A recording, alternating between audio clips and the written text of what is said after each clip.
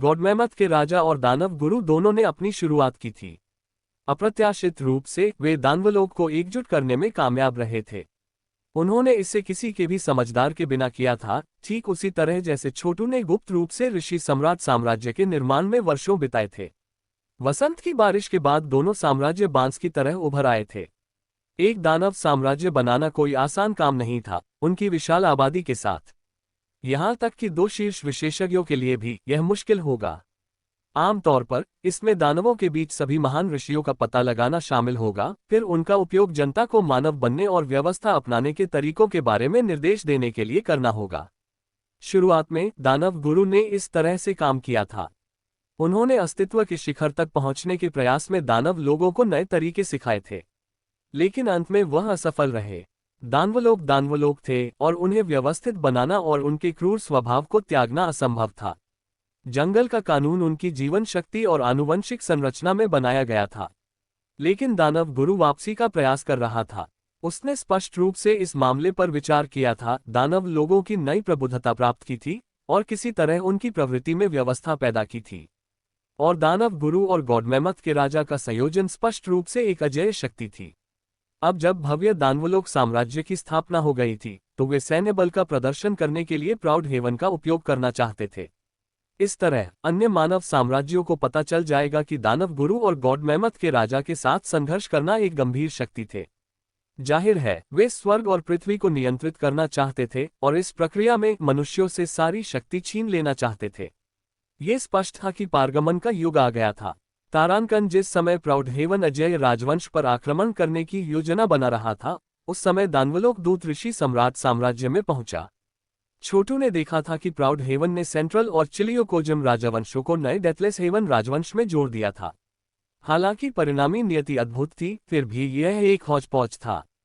कोई सच्ची एकता नहीं थी और प्राउड हेवन नियंत्रण रखने में सक्षम होने का एकमात्र तरीका यह था कि उसे ईश्वरीय दुनिया के सार का समर्थन प्राप्त था। इसके बाद उसने आक्रमण शुरू करने के लिए प्राउड हेवन की प्रतीक्षा की, जिसके बाद छोटू अपनी सभी विनाशकारी महिमा में अपनी सभी विभिन्न तैयारियों को उजागर करेगा। फिर भी चीजें इस तरह से विकसित हुई कि वह कभी अनुमान भी नहीं लगा सकता था। दानवलोक साम्राज्य अचानक कहीं से भी उठ खड़ा हुआ था। उसकी पिछली सभी योजनाएं अब बेकार थीं और निश्चित रूप से स्थिति स्पष्ट रूप से आदर्श नहीं थी। उन्होंने युद्ध में एक बड़ी जीत हासिल करने के लिए अजेय राजवंश का उपयोग करने की उम्मीद की थी और साथ ही ये सुनिश्चित किया था कि इसके लोगों को क्लेश के माध्यम से पुनर्जन्म का अनुभव हो। लेकिन अब प्राउड हेवन पीछे हट रहा था और आग के माध्यम से परिवर्तन जो अजेय राजवंश को अनुभव करना चाहिए था, वह स्पष्ट रूप से नहीं होने वाला था। ये छोटू के लिए बुरा था। इससे भी बदतर, अब खेल में एक तीसरी बड़ी शक्ति थी। फिर भी देवता जगत में शक्ति का त्रिपक्षीय संतुलन था और छोटू इसके बारे में कुछ नहीं कर सकता था। कई विशेषज्ञों से घिरे सिंहासन कक्ष में जल्दी से जाते हुए यांग सुसु ने कहा, छोटू, यहाँ दानव लोगों का एक दूत है। क्या आप उसे प्राप्त करने जा रहे हैं? ये वास्तव में एक अप्रत्याशित विकास है। प्राउड हेवन हमला नहीं कर रहा है और अब दानव लोगों का ये शक्तिशाली समूह सामने आया है। आमतौर पर बोलते हुए आप सोचेंगे कि प्राउड हेवन बस उन सभी का वध कर देगा जो भी दानव उसके लिए समस्याएं पैदा करते थे, लेकिन वह स्पष्ट रूप से उनसे डरता है। इस सब के पीछे वास्तव में कौन है? मुझे मत बताओ कि दानव गुरु पुनर्जीवित हो गया है। ये बिल्कुल दानव गुरु है, छोटू ने उत्तर दिया। हालांकि गर्वित स्वर्ग वर्तमान में संप्रभु प्रभु से कमजोर नहीं है, इसलिए भले ही दानव गुरु पुनर्जीवित हो जाए, फिर भी वह उसे हरा सकता है।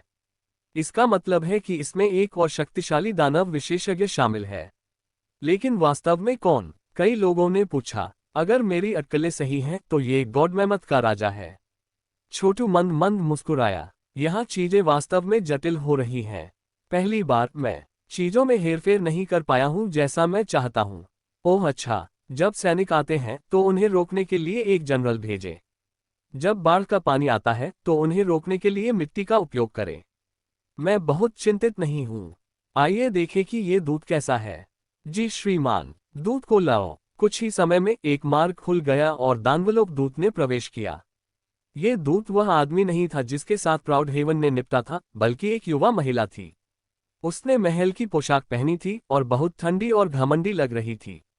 उसने कहा, वह इतनी सुंदर थी कि उसे देखने वाले अधिकांश पुरुषों को अपना संयम बनाए रखने में परेशानी होगी। वह एक ऐसी सुंदरता थी जो बिना किसी प्रयास के राष्ट्रों को गिरने का कारण बन सकती थी।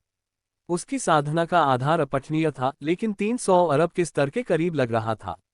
वह एक शिखर ईश्वर भगवान थी जो छोटू के समान थी, इससे पहले कि उसने स्वर्ग के हॉल को आत्मसात किया था। वह उस युवक की तरह आक्रामक नहीं थी जिसने प्राउड हेवन से निपटा था। मीटिंग हॉल में प्रवेश करने पर उसने छोटू का सामना किया और एक कर्टसी की पेशकश की। मैं आपका विनम्र सेवक रुओ चेन हूँ। नमस्कार युवा सर छोटू। मेरे पिता ने मुझे आपसे बातचीत करने के लिए यहाँ भेजा था। क्या मैं पूछ सकता हूँ कि क्या आप किसी विशेष तरीके से चर्चा शुरू करना चाहते हैं? रुओ चेन, अगर मेरा अनुमान सही है, छोटू ने कहा, आप दानव गुरु की पहली बेटी हैं जिसे वर्षों पहले संप्रभु भगवान ने मौत की सजा सुनाई थी। दानव मास्टर का मूल रूप प्राइमल अराजकता से एक प्रीहेवन स्पिरिट लोमड़ी का था।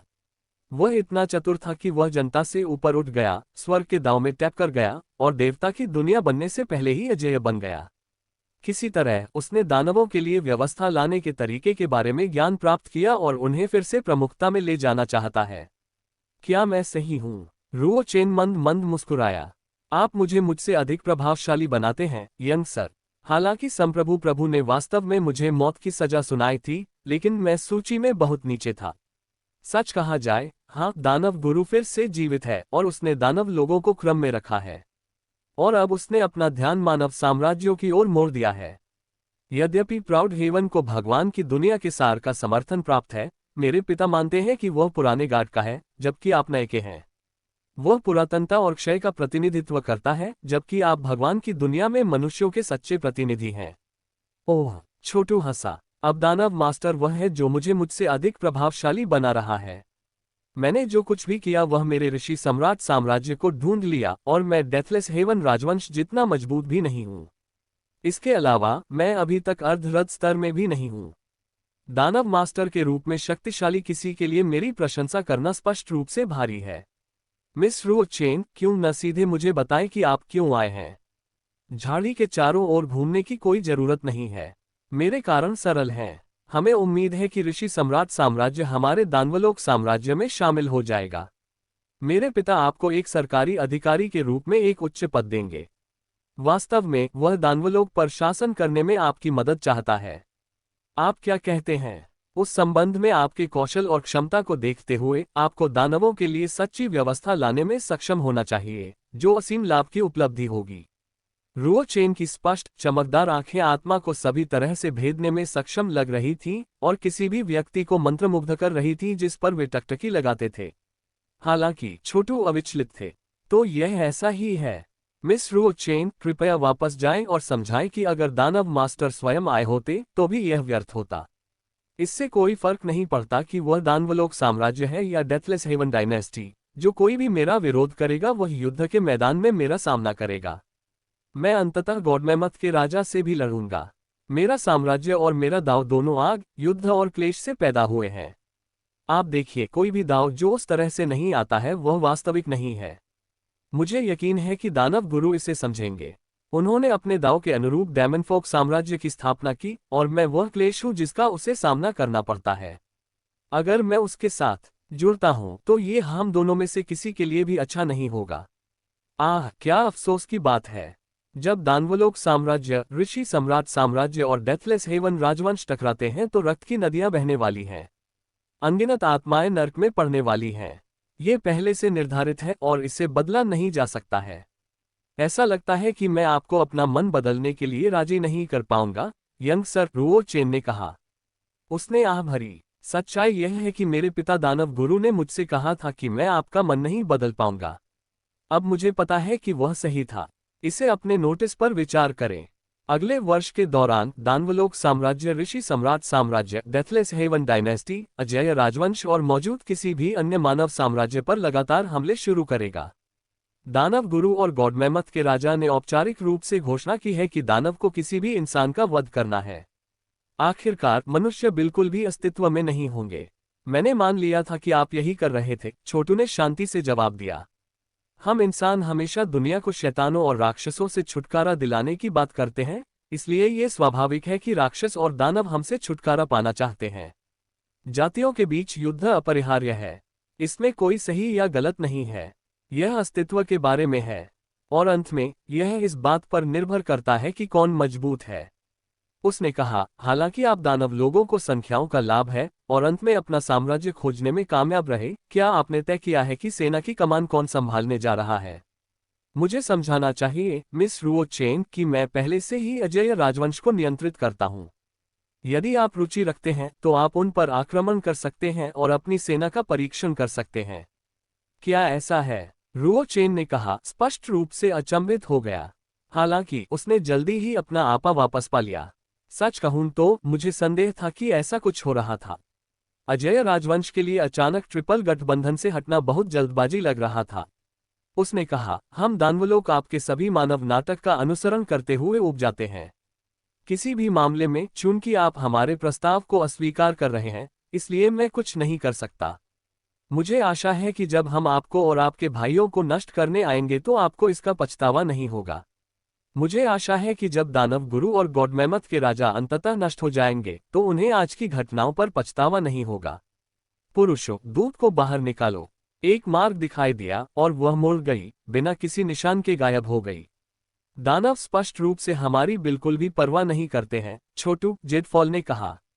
क्यों न लड़की को बंदी बना लिया जाए और उसे अपने अधीन कर लिया जाए? वह शक्तिशाली है और हमारे निपटान में एक अच्छा उपकरण हो सकता है। नरक कुचलने वाले गॉडमेमथ की ताकत की अधीनता शक्तियां गॉड लीजन सील से आती हैं। और अगर गॉडमेमथ का राजा दानव गुरु के साथ काम कर रहा है तो ये स्पष्ट रूप से काम नहीं करेगा। इसके अलावा मैं किसी को उस तरह के बेकार के अधीन क्यों करना चाहूंगा? गॉडमेमथ के राजा और दानव गुरु दोनों ने अपनी शुरुआत की थी। अप्रत्याशित रूप से वे दानवलोक को एकजुट करने में कामयाब रहे थे। उन्होंने इसे किसी के भी समझदार के बिना किया था, ठीक उसी तरह जैसे छोटू ने गुप्त रूप से ऋषि सम्राट साम्राज्य के निर्माण में वर्षों बिताए थे। वसंत की बारिश के बाद दोनों साम्राज्य बांस की तरह उभर आए थे। एक दानव साम्राज्य बनाना कोई आसान काम नहीं था, उनकी विशाल आबादी के साथ। यहां तक कि दो शीर्ष विशेषज्ञों के लिए भी यह मुश्किल होगा। आमतौर पर इसमें दानवों के बीच सभी महान ऋषियों का पता लगाना शामिल होगा, फिर उनका उपयोग जनता को मानव बनने और व्यवस्था अपनाने के तरीकों के बारे में निर्देश देने के लिए करना होगा। शुरुआत में दानव गुरु ने इस तरह से काम किया था। उन्होंने अस्तित्व के शिखर तक पहुंचने के प्रयास में दानव लोगों को नए तरीके सिखाए थे, लेकिन अंत में वह असफल रहे। दानवलोक थे और उन्हें व्यवस्थित बनाना और उनके क्रूर स्वभाव को त्यागना असंभव था। जंगल का कानून उनकी जीवन शक्ति और आनुवंशिक संरचना में बनाया गया था। लेकिन दानव गुरु वापसी का प्रयास कर रहा था। उसने स्पष्ट रूप से इस मामले पर विचार किया था, दानव लोगों की नई प्रबुद्धता प्राप्त की थी और किसी तरह उनकी प्रवृत्ति में व्यवस्था पैदा की थी, और दानव गुरु और गॉडमेमथ के राजा का संयोजन स्पष्ट रूप से एक अजेय शक्ति थी। अब जब भव्य दानवलोक साम्राज्य की स्थापना हो गई थी तो वे सैन्य बल का प्रदर्शन करने के लिए प्राउड हेवन का उपयोग करना चाहते थे। इस तरह अन्य मानव साम्राज्यों को पता चल जाएगा कि दानव गुरु और गॉडमेमथ के राजा के साथ संघर्ष करना एक गंभीर शक्ति थे। जाहिर है वे स्वर्ग और पृथ्वी को नियंत्रित करना चाहते थे और इस प्रक्रिया में मनुष्यों से सारी शक्ति छीन लेना चाहते थे। ये स्पष्ट था कि पारगमन का युग आ गया था। तारानकन जिस समय प्राउड हेवन अजेय राजवंश पर आक्रमण करने की योजना बना रहा था, उस समय दानवलोक दूत ऋषि सम्राट साम्राज्य में पहुंचा। छोटू ने देखा था कि प्राउड हेवन ने सेंट्रल और चिलियोकोजम राजवंशों को नए डेथलेस हेवन राजवंश में जोड़ दिया था।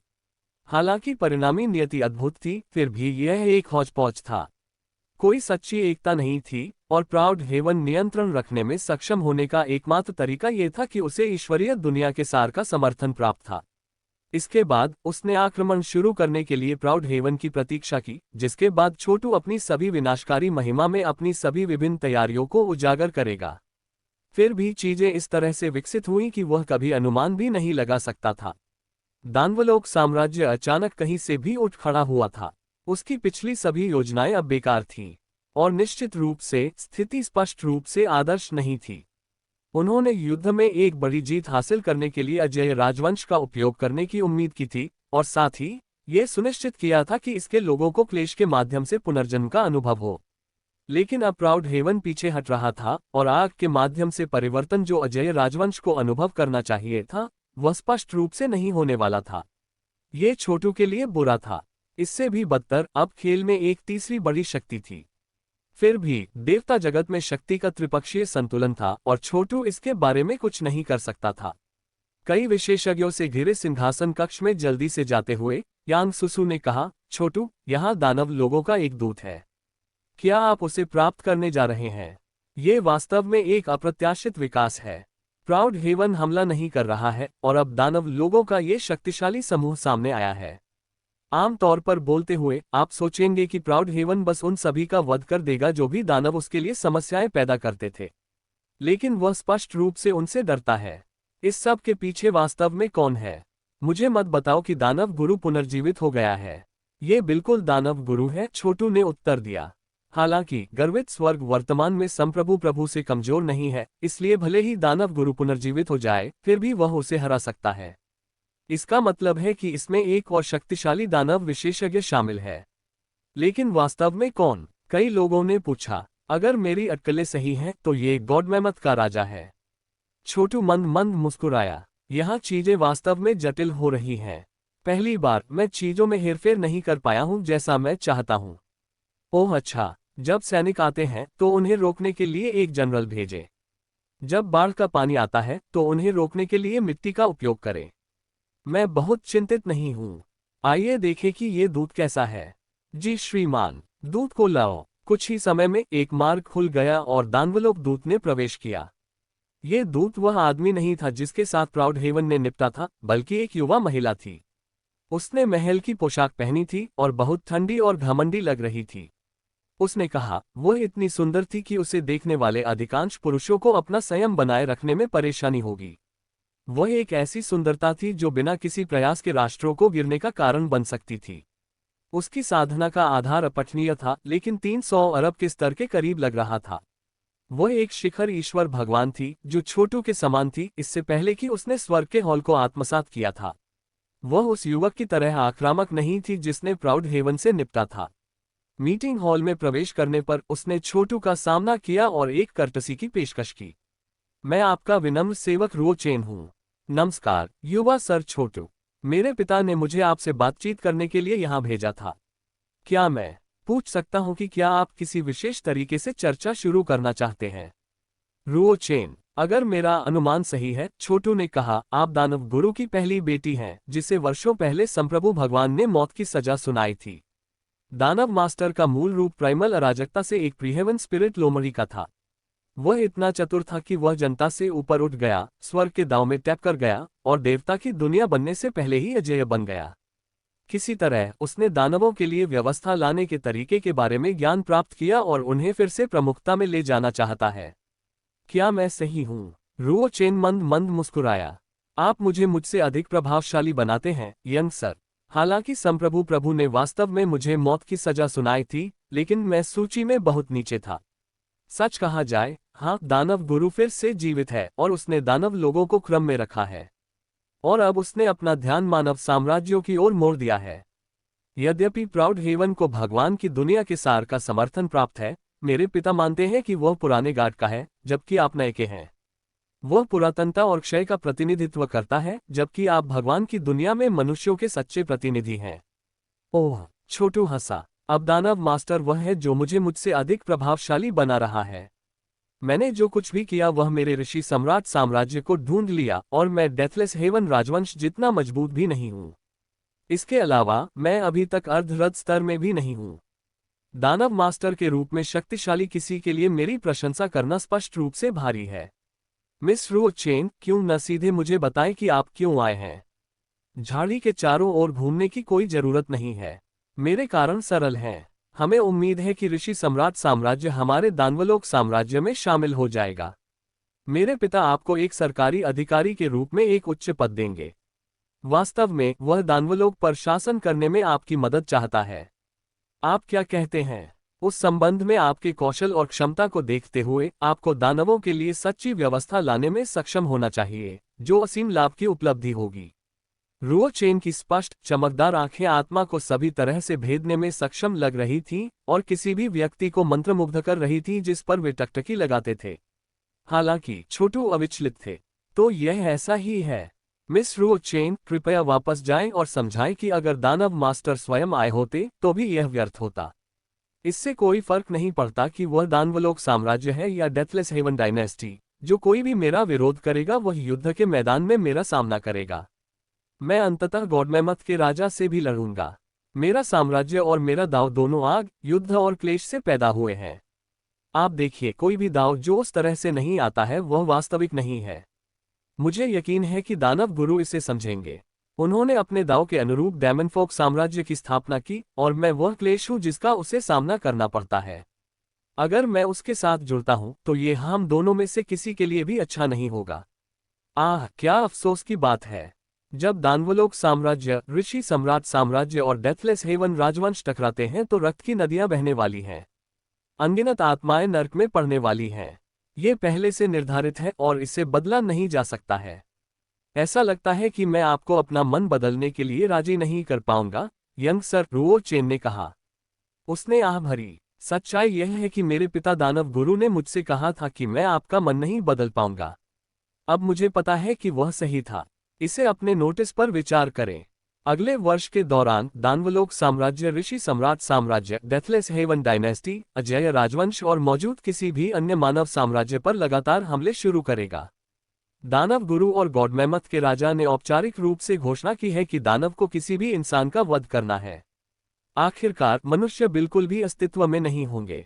मैंने मान लिया था कि आप यही कर रहे थे, छोटू ने शांति से जवाब दिया। हम इंसान हमेशा दुनिया को शैतानों और राक्षसों से छुटकारा दिलाने की बात करते हैं, इसलिए ये स्वाभाविक है कि राक्षस और दानव हमसे छुटकारा पाना चाहते हैं। जातियों के बीच युद्ध अपरिहार्य है। इसमें कोई सही या गलत नहीं है। यह अस्तित्व के बारे में है। और अंत में यह इस बात पर निर्भर करता है कि कौन मजबूत है। उसने कहा, हालांकि आप दानव लोगों को संख्याओं का लाभ है और अंत में अपना साम्राज्य खोजने में कामयाब रहे, क्या आपने तय किया है कि सेना की कमान कौन संभालने जा रहा है? मुझे समझाना चाहिए मिस रुओ चेन कि मैं पहले से ही अजेय राजवंश को नियंत्रित करता हूं। यदि आप रुचि रखते हैं तो आप उन पर आक्रमण कर सकते हैं और अपनी सेना का परीक्षण कर सकते हैं। क्या ऐसा है? रुओ चेन ने कहा, स्पष्ट रूप से अचंभित हो गया।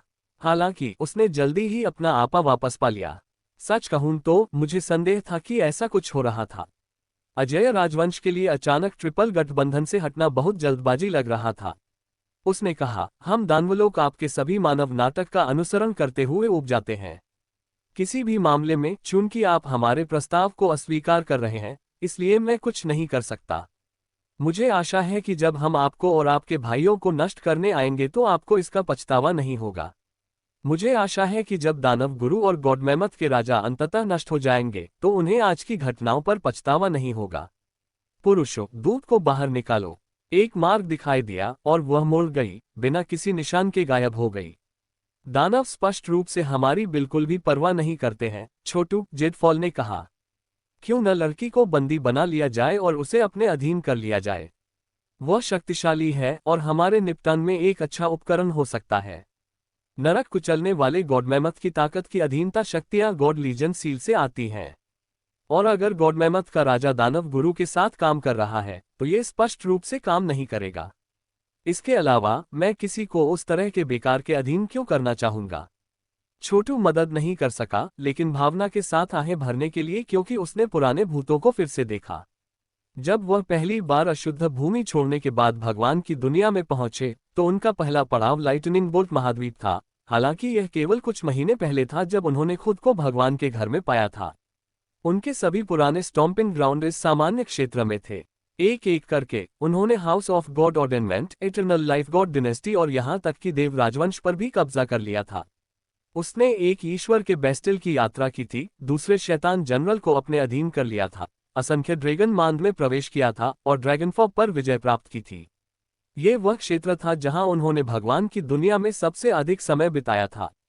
लेकिन अब यह एक परित्यक्त बंजर भूमि थी। मनहूस शैतान, मनुष्य, दानवलोक, उनमें से कोई भी अब आसपास नहीं था। जो कुछ बचा था वह शैतान की ऊर्जा थी जो लक्ष्यहीन रूप से बह रही थी। छोटू को लग रहा था कि जिस स्थान पर मनहूस देवता का पतन हुआ कहा गया था उसमें वास्तव में कई गहन रहस्य थे। किसी ने भी इस मामले की सच्चाई को उजागर नहीं किया था, हालांकि यह तथ्य कि महायाजक ने आसपास के क्षेत्र में नेक्रेलाइट सेगलैंड की स्थापना की थी बहुत बता रहा था। चुपचाप इधर उधर देखते हुए छोटू ने सोचा, तो यह वह जगह है जहां मनहूस भगवान की मृत्यु हो गई थी। मैं ये देखने के लिए उत्सुक हूं कि यहाँ जमीन के नीचे क्या है। यहाँ कौन से गहन रहस्य पाए जा सकते हैं। यहाँ जो कुछ भी है वह मेरे और महायाजक दोनों से छिपा रहा। और यह कुछ ऐसा है मनहूस देवताओं के दाव के बारे में मेरे गहरे ज्ञान को देखते हुए। आखिरकार मैंने मनहूस ब्रेन गॉड आर्ट को बदल दिया, इसे एक नए प्रकार का मस्तिष्क बनाने के लिए सभ्यता के क्रूजर के साथ जोड़ा। भले ही मैं तब तक खुदाई करता रहूंगा जब तक कि मैं मनहूस भगवान परम का पता नहीं लगाता, फिर उसे आत्मसात कर लेता हूं और उसे अर्धरथ स्तर तक पहुंचने के लिए उपयोग करता हूं। उसके आसपास की भूमि की गहराई में एक काला तरल पदार्थ बह रहा था जो तेल जैसा दिखता था, लेकिन वास्तव में यह मनहूस बुराई की ऊर्जा थी। यह अंधेरे के भूमिगत महासागर की तरह था। देवलोक की भूमि इतनी मोटी थी कि उन्हें पूरी तरह से देखना असंभव था। आखिरकार अगर कोई भगवान की दुनिया के मल्टीवर्स में खुदाई करने गया तो वह अनिवार्य रूप से दूसरे ब्रह्मांड में पॉप आउट हो जाएगा। सनसनाहट। छोटू नीचे की भूमि में घुस गया, सैकड़ों किलोमीटर तक नीचे की ओर उबाऊ हो गया। तेल जैसी मनहूस ऊर्जा से घिरा हुआ ये लगभग मनहूस भगवान के खून की तरह लग रहा था, और यह इतना घातक था कि यह उन लोगों के लिए भी घातक होगा जो शैतानों के दाव की खेती करते थे। बेशक छोटू इससे प्रभावित नहीं था।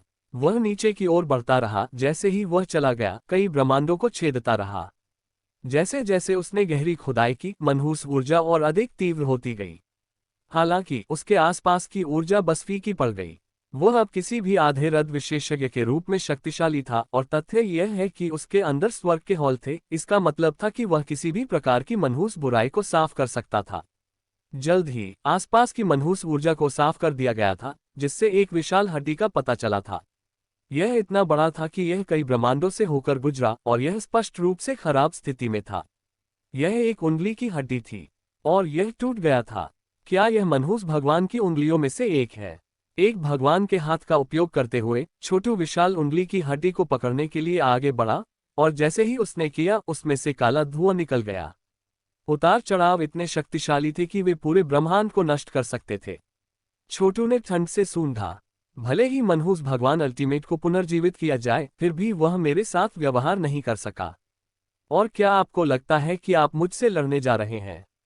एक मामूली उंगली की हड्डी। उसने एक लोभी इशारा किया, और उसके पीछे संप्रभु भगवान का एक प्रक्षेपण दिखाई दिया, जिसके कारण उंगली सामान्य आकार में सिकुड़ गई, फिर छोटू की खुली हथेली पर गिर गई।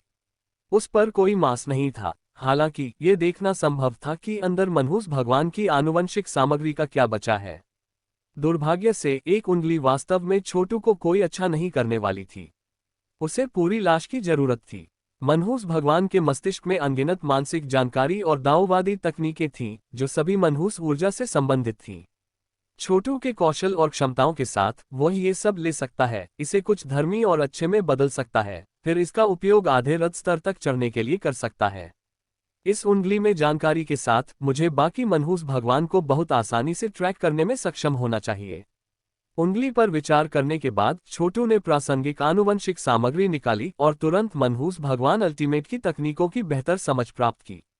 उंगली पर अपना हाथ थपथपाते हुए उसने ऋषि प्रकाश को उसके चारों ओर स्ट्रीमिंग भेजी, क्योंकि उसने इसे आत्मसात करना शुरू कर दिया। एक क्षण बाद उसने उंगली खाली, फिर मल्टीवर्स के माध्यम से छेदना जारी रखा। यहाँ तक कि सबसे शक्तिशाली और प्राचीन संस्थाएं भी इस भूल भुलैया में खो जाएंगी, लेकिन छोटू को इसकी चिंता नहीं थी। उंगली को निगलने के बाद वह अब मनहूस भगवान परम की आभा को महसूस कर सकता था, और इसके स्रोत तक उसका अनुसरण करने में सक्षम होगा। यदि लाश प्राप्त कर सकता है और पूरी तरह से मनहूस मस्तिष्क भगवान कला में महारत हासिल कर सकता है, तो वह अपने मस्तिष्क को अंतिम स्तर तक परिष्कृत कर सकता है। न केवल वह व्यक्तिगत रूप से अपने साम्राज्य को बेहतर ढंग से नियंत्रित करने में सक्षम होगा, बल्कि वह अपने ऋषि सम्राट मजिस्ट्रेटों को ईश्वर प्रभुओं के स्तर तक धकेलने में सक्षम हो सकता है। बेशक ये केवल एक संभावना थी। ऋषि सम्राट मजिस्ट्रेटों के पास वर्तमान में कई अरब के मानसिक तराजू थे, और वे शिखर सर्वोपरि देवता थे। अभी के लिए उनके लिए ईश्वर प्रभु बनना असंभव लग रहा था। आखिरकार अब तक लगभग 1 अरब ऋषि सम्राट मजिस्ट्रेट थे। ये कल्पना करना कठिन लग रहा था कि 1 अरब ईश्वर स्वामी कैसे होंगे। ये कितनी शक्ति का प्रतिनिधित्व करेगा। भले ही उसने ऋषि सम्राट साम्राज्य की नियति को खत्म कर दिया और दानवलोक साम्राज्य और डेथलेस हेवन एम्पायर में जोड़ दिया, फिर भी ये पर्याप्त नहीं होगा। भले ही सभी ईश्वर प्रभु जो कभी भी भगवान की दुनिया में मौजूद थे एक साथ इकट्ठे हो गए थे, फिर भी उनकी संख्या 1 अरब नहीं होगी। अजय राजवंश में केवल 2000 के बारे में थे, जिसमें चिलियोकोजम राजवंश की संख्या समान थी और मध्य राजवंश लगभग 3000 में सबसे ऊपर था। संयुक्त रूप से भी 3 राजवंशों में कभी भी 10,000 से अधिक ईश्वर प्रभु नहीं थे। जहां तक ऋषि सम्राट साम्राज्य का सवाल है, वर्तमान में उसके पास लगभग 2000 थे, जिसका अर्थ था कि यह 3 राजवंशों के संयुक्त स्तर तक भी मेल नहीं खा सकता था। डेथलेस हेवन एम्पायर में आने वाले सभी पुराने समय के लोगों को देखते हुए उनके पास शायद 10,000 से थोड़ा अधिक था, और भगवान की दुनिया के अन्य हिस्सों में छिपे यादृच्छिक ईश्वर प्रभुओं की संख्या शायद इससे अधिक नहीं थी। यदि छोटू अनुमान लगाता है तो वह असरेखित ईश्वर प्रभुओं की संख्या को 4000 से अधिक नहीं मानता।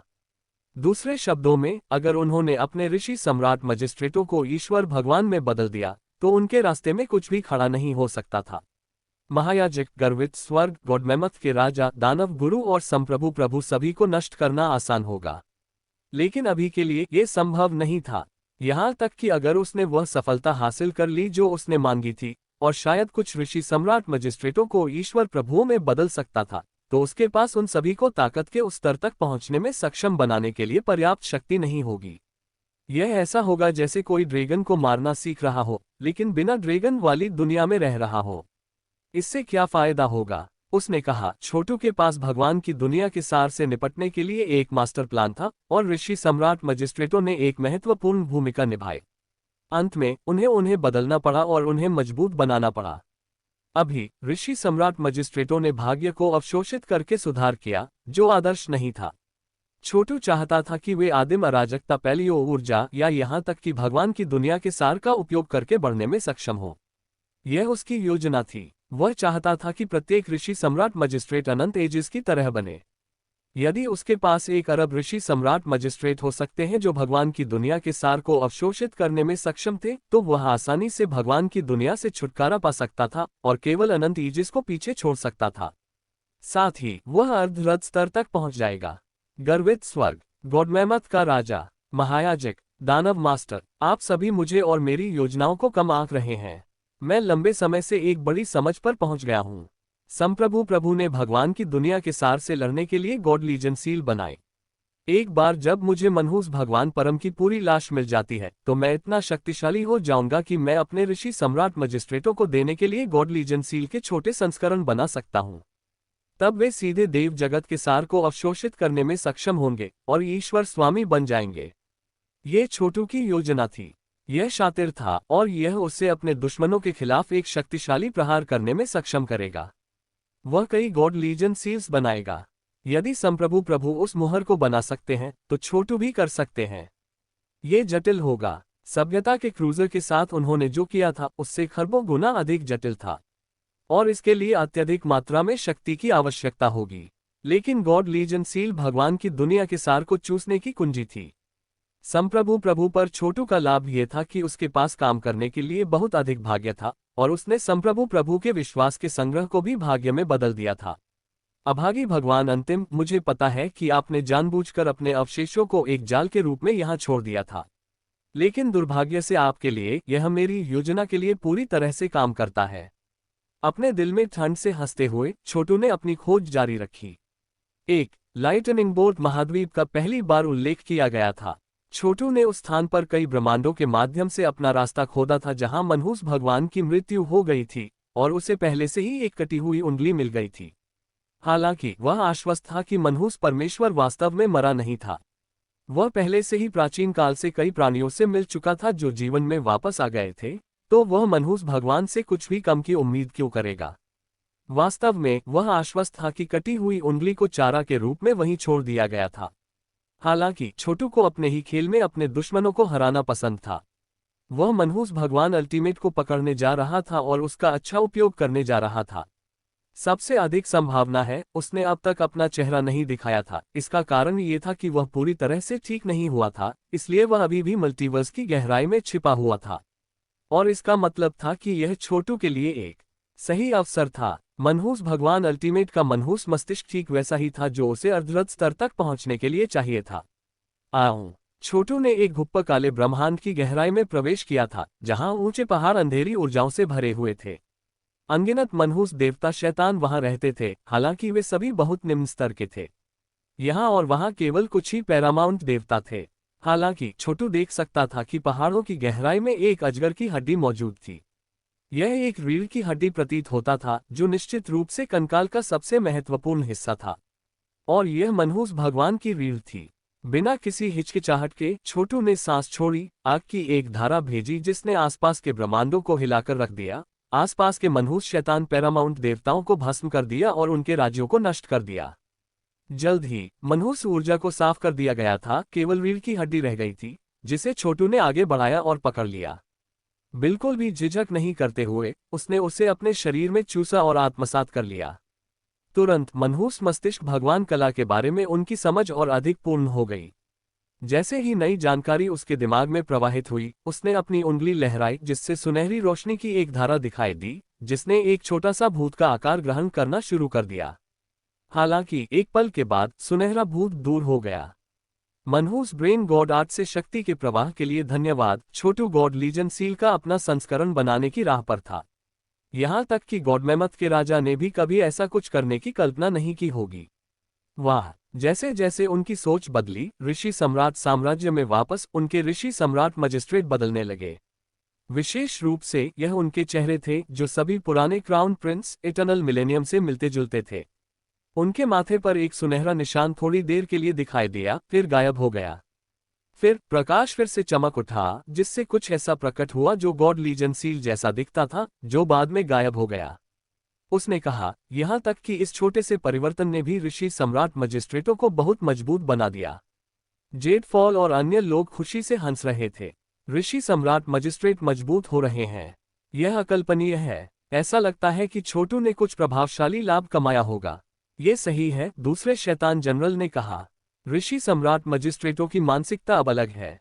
वे शानदार क्षमता का खुलासा कर रहे हैं और ऐसा लगता है कि वे आदिम अराजकता पैलियो ऊर्जा से जुड़ सकते हैं। यदि वे उस ऊर्जा के साथ साथ भगवान की दुनिया के सार को अवशोषित कर सकते हैं, तो वे बेहद प्रभावशाली होंगे। इस बिंदु तक छोटू ने जनरल को गॉड लीजन सील के नियंत्रण से मुक्त कर दिया था। बेशक जनरल का अंतर्निहित स्वभाव नाटकीय रूप से बदल गया था और वह अब एक महात्मा की तरह था। वह साम्राज्य और उसके लोगों की परवाह करता था और अब हिंसक क्रूरता की हवा नहीं थी। वह पूरी तरह से बदल गया था। वास्तव में उन्हें दूसरा महात्मा कहना अधिक समझदारी होगी। तीसरे शैतान जनरल के साथ भी ऐसा ही था। साम्राज्य के प्रति उनकी भक्ति के कारण उन दोनों के मानसिक तराजू 100 अरब की सीमा तक थे। फिर भी वे केवल ऋषि सम्राट मजिस्ट्रेटों के साथ क्या हो रहा था, इस पर आश्चर्य से आह भर सकते थे। वे लगभग 100 अरब के मानसिक तराजू वाले अकेले नहीं थे। Yang Susu, Jade Fall, the Shepherd, Yang Doom, Yang Immortal Slayer और छोटू के भाइयों के अन्य लोगों को शामिल किया गया था। यांग प्राइमल कैस और डुगू शेजी भी ऐसे ही थे। वे ऋषि सम्राट साम्राज्य के सच्चे आंतरिक चक्र थे। बेशक उन्होंने साम्राज्य की नियति को छीनने की कोशिश नहीं की। इसके बजाय उन्होंने इसकी सेवा की, इसके भाग्य में सुधार किया। सामान्यतया ऋषि सम्राट मजिस्ट्रेटों ने साम्राज्य की नियति का उपयोग प्रसार के लिए किया, लेकिन अभी वे एक ऐसी स्थिति में बदल रहे थे जिसमें उन्हें अब ऐसा करने की आवश्यकता नहीं थी। उनकी आभा अनंत एजेस से जुड़ी हुई थी और अब उनकी अवशोषण की शक्तियां इसे दर्शाती हैं। सबसे संक्षिप्त क्षणों में एवरलास्टिंग एजेस की प्राइमल कैस पैलियो ऊर्जा को अवशोषित करने की क्षमता दोगुनी हो गई। यह आश्चर्यजनक है। क्या एक महत्वपूर्ण परिवर्तन है। ऋषि सम्राट मजिस्ट्रेटों की खेती के आधार लगातार बढ़ रहे हैं और अनंत एजेस अब और भी अधिक प्रीलास्टिंग खजाने बना सकता है। अब हम अजेय राजवंश को और भी अधिक संसाधन दे सकते हैं। घड़घड़ाना, साम्राज्य की नियति बढ़ गई, जिससे अनंत एजेस ऊपर की ओर बढ़ गया। ऐसा लग रहा था कि यह भगवान की दुनिया को छोड़ सकता है और परे आदिम अराजकता में तैर सकता है। दुर्भाग्य से इसकी नींव अभी भी भगवान की दुनिया के सार में निहित थी। इस बीच सिकुड़ा हुआ अजेय राजवंश अंततः फिर से विस्तार करना शुरू कर रहा था, साथ ही साथ अपनी सीमाओं को सुरक्षित रख रहा था। ये ठीक हो गया था और फिर से आक्रामक होने की स्थिति में था। कुछ और समय दिए जाने पर इसकी नियति इतनी शुद्ध हो जाएगी कि छोटू इसे ऋषि सम्राट साम्राज्य के साथ संयोजित करने की तैयारी कर सकता है। अपने ऋषि सम्राट मजिस्ट्रेटों को बढ़ावा देते हुए मनहूस भगवान अल्टीमेट की रीढ़ को आत्मसात करने के बाद छोटू ने अपने साम्राज्य की नियति को बढ़ने का एहसास किया। उसके चेहरे पर एक मुस्कान दिखाई दी क्योंकि उसने मल्टीवर्स में गहराई से अपनी खोज जारी रखी। बहुत पहले उसे एक हाथ की हड्डी, जांघ की हड्डी और उरोस्थी सहित मनहूस भगवान का अधिक कंकाल मिला। उसने उन सभी को खा लिया जिससे मनहूस मस्तिष्क भगवान कला के बारे में उनकी समझ आगे बढ़ी। आखिरकार उसने खोपड़ी के अपवाद के साथ लगभग सभी कंकाल को ढूंढ लिया और खा लिया। कई ब्रह्मांडों के माध्यम से खोज करने के बावजूद छोटू अभी भी इसका पता लगाने में सक्षम नहीं था। उसने भौहें चढ़ा दी। वास्तव में ये कहाँ है? मनहूस भगवान अल्टीमेट कहाँ छिपा है? क्या ये लुका छिपी का खेल है? उसने ऊर्जा की एक धारा छोड़ी और उसके पीछे मनहूस भगवान का एक छायादार प्रक्षेपण दिखाई दिया, बिना सिर के। और ऐसा लग रहा था कि यह जप कर रहा है, सिर, मेरा सिर कहाँ है? मेरे सिर को मेरे पास लाओ, मेरा सिर लाओ। शब्द गूंज उठे, अनगिनत ब्रह्मांडों में बह रहे थे। छोटू ने अपने क्लेश पंखों को फ्लेक्स किया और मल्टीवर्स के माध्यम से और अधिक तेजी से आगे बढ़ाया क्योंकि उसने अपनी खोज को इस तरह से अंजाम दिया कि महायाजक या गर्वित स्वर्ग भी नहीं कर पाएगा। आखिरकार उसने एक काले भावर को देखा जो जप किए गए शब्दों पर प्रतिक्रिया कर रहा था। ये वह जगह है जहां मनहूस भगवान का सिर है। छोटू भावर के बाहर रुक गया क्योंकि उसने सोचा कि क्या करना है। जैसा कि उसने किया, मनहूस भगवान का प्रक्षेपण अचानक भंवर की शक्ति से पकड़ लिया गया था, छोटू को अपने साथ खींच रहा था। भंवर से एक शक्तिशाली शक्ति के रूप में तेज हंसी निकली। इतने वर्षों के बाद आखिरकार यह काम कर गया। मैंने आखिरकार किसी को पकड़ लिया। तुमने मेरी हड्डियां इकट्ठी की और यहां आए और अब मैं तुम्हें खत्म करने जा रहा हूं। मैं अपने नए शरीर के लिए आपका मांस और रक्त ले जाऊंगा और अंत में मनहूस भगवान अल्टीमेट दुनिया में वापस आ जाएगा। सच में, छोटू ने कहा और अचानक वह जलती हुई ऋषि रोशनी से भड़क उठा। प्रकाश ने भंवर को रोशन किया, इसकी गहराई में एक विशाल सिर को प्रकट किया, जैसे कि अंधेरे की गहराई में एक दिव्य पर्वत ऊपर उठ रहा हो। ये पारदर्शी था, जिससे मस्तिष्क को अंदर देखना संभव हो गया, दाववादी तकनीकों, सूचनाओं और यहाँ तक कि स्वर्ग के कामकाज से भी चमक रहा था। जहां तक चेहरे की बात है, यह एक सुंदर आदमी का था, सिवाय इसके कि उसकी अभिव्यक्ति में एक बुराई थी और आंखें जो आत्माओं को पकड़ सकती थीं। मनहूस भगवान अल्टीमेट एक बहुत ही अच्छा दिखने वाला आदमी था, फिर भी वह स्पष्ट रूप से बुराई से भरा था। वास्तव में वह उस तरह के व्यक्ति की तरह लग रहा था जो दूसरों के दिमाग को निगलना चाहेगा। यह मनहूस भगवान परम का सिर था और उसकी चालाक साजिश का खुलासा हो गया था। हालांकि छोटू ने मान लिया था कि ऐसा होगा और उसे विश्वास था कि वह शीर्ष पर आ जाएगा। तुम कौन हो? सिर ने चकाचौंध करने वाली रोशनी के जवाब में कहा।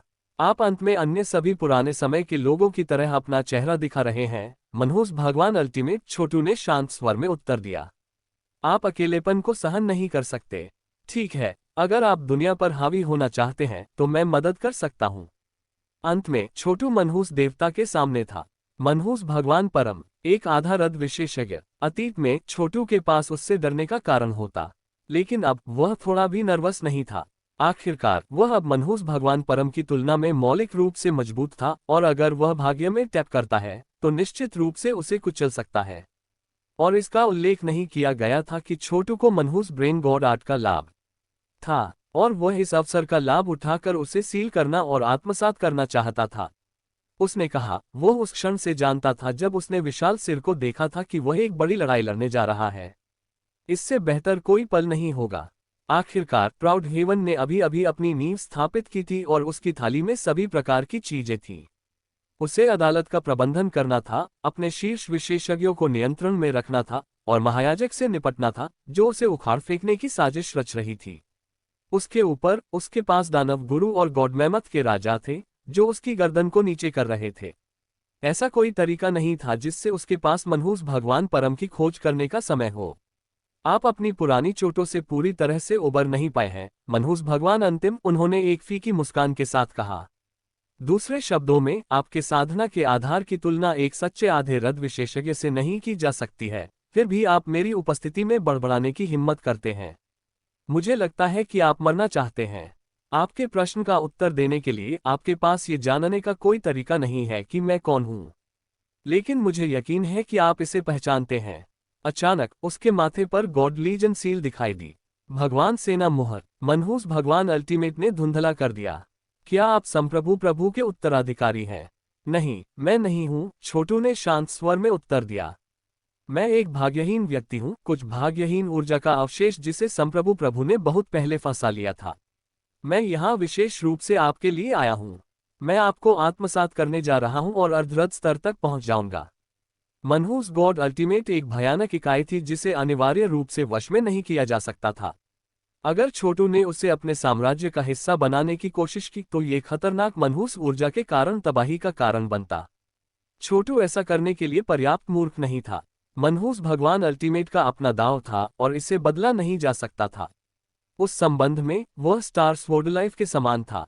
छोटू का उसे बदलने की कोशिश करने का कोई इरादा नहीं था। इसके बजाय वह उसे अस्तित्व से मिटा देगा। मनहूस भगवान अल्टीमेट हंसे। तुम एक भाग्यहीन हो और आपको लगता है कि आप मुझे आत्मसात करने जा रहे हैं। यहां तक कि संप्रभु प्रभु भी ऐसा नहीं कर सकते थे। आपको क्या लगता है कि आप ऐसा कर सकते हैं? संयोग से तथ्य यह है कि आपने मल्टीवर्स में मेरी सभी हड्डियों को ट्रैक किया है। यह दर्शाता है कि आप कितने लालची हैं।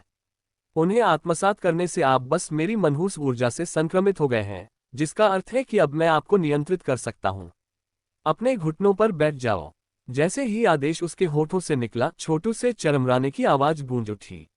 भाग्य को आने दो। भव्य स्वर्ग में, वास्तव में, राष्ट्र शाश्वत है। छोटू अपने भीतर के मनहूस भगवान की हड्डियों को कहर बरपाने की कोशिश कर रहा था। जाहिर है, ये वही था जिसकी मनहूस परमेश्वर ने योजना बनाई थी और आशा की थी। लेकिन क्या छोटू वाकई इतना बेवकूफ था? भाग्य उसके अंदर बह गया, जिससे हड्डियों को पहले दबाया गया, फिर उखड़ने लगे। इस बीच मनहूस भगवान का सिर कांपने लगा, मानो पागलपन के साथ।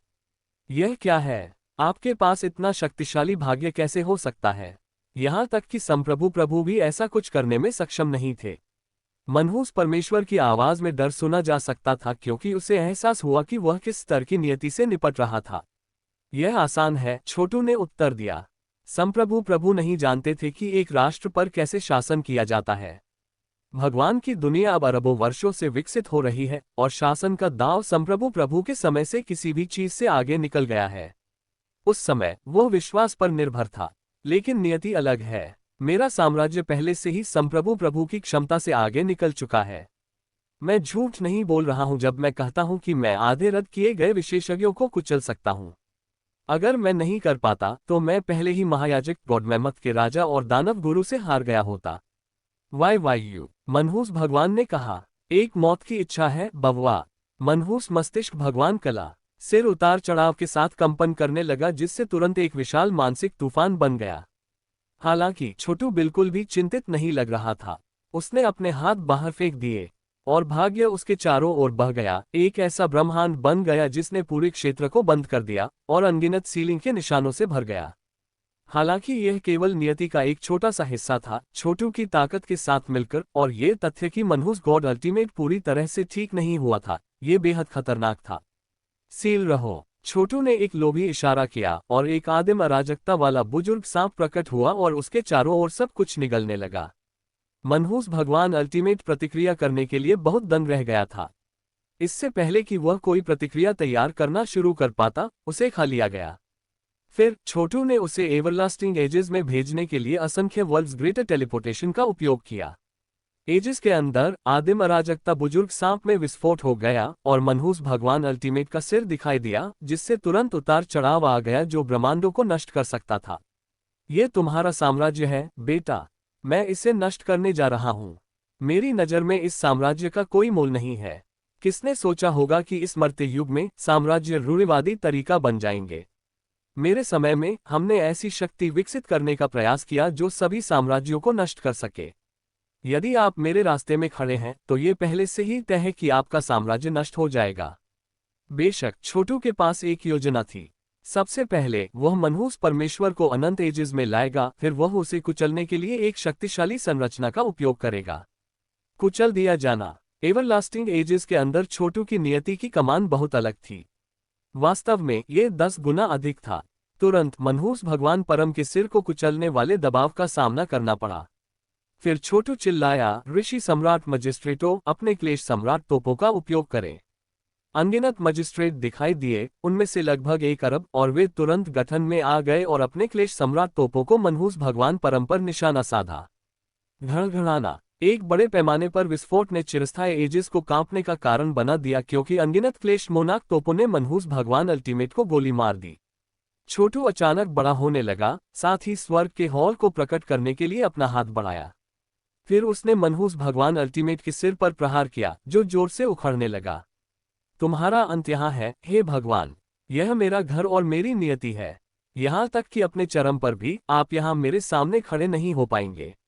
अचानक मनहूस भगवान का सिर बालों से फूट पड़ा, जिनमें से प्रत्येक सांप की तरह दिखता था, या संभवतः एक हाथ था, और वे सभी छोटू की ओर गोली चला रहे थे। मैं कभी अनुमान नहीं लगा सकता था कि मेरी स्वतंत्रता के मार्ग को अवरुद्ध करने वाला पहला क्लेश तुम हो, लड़के।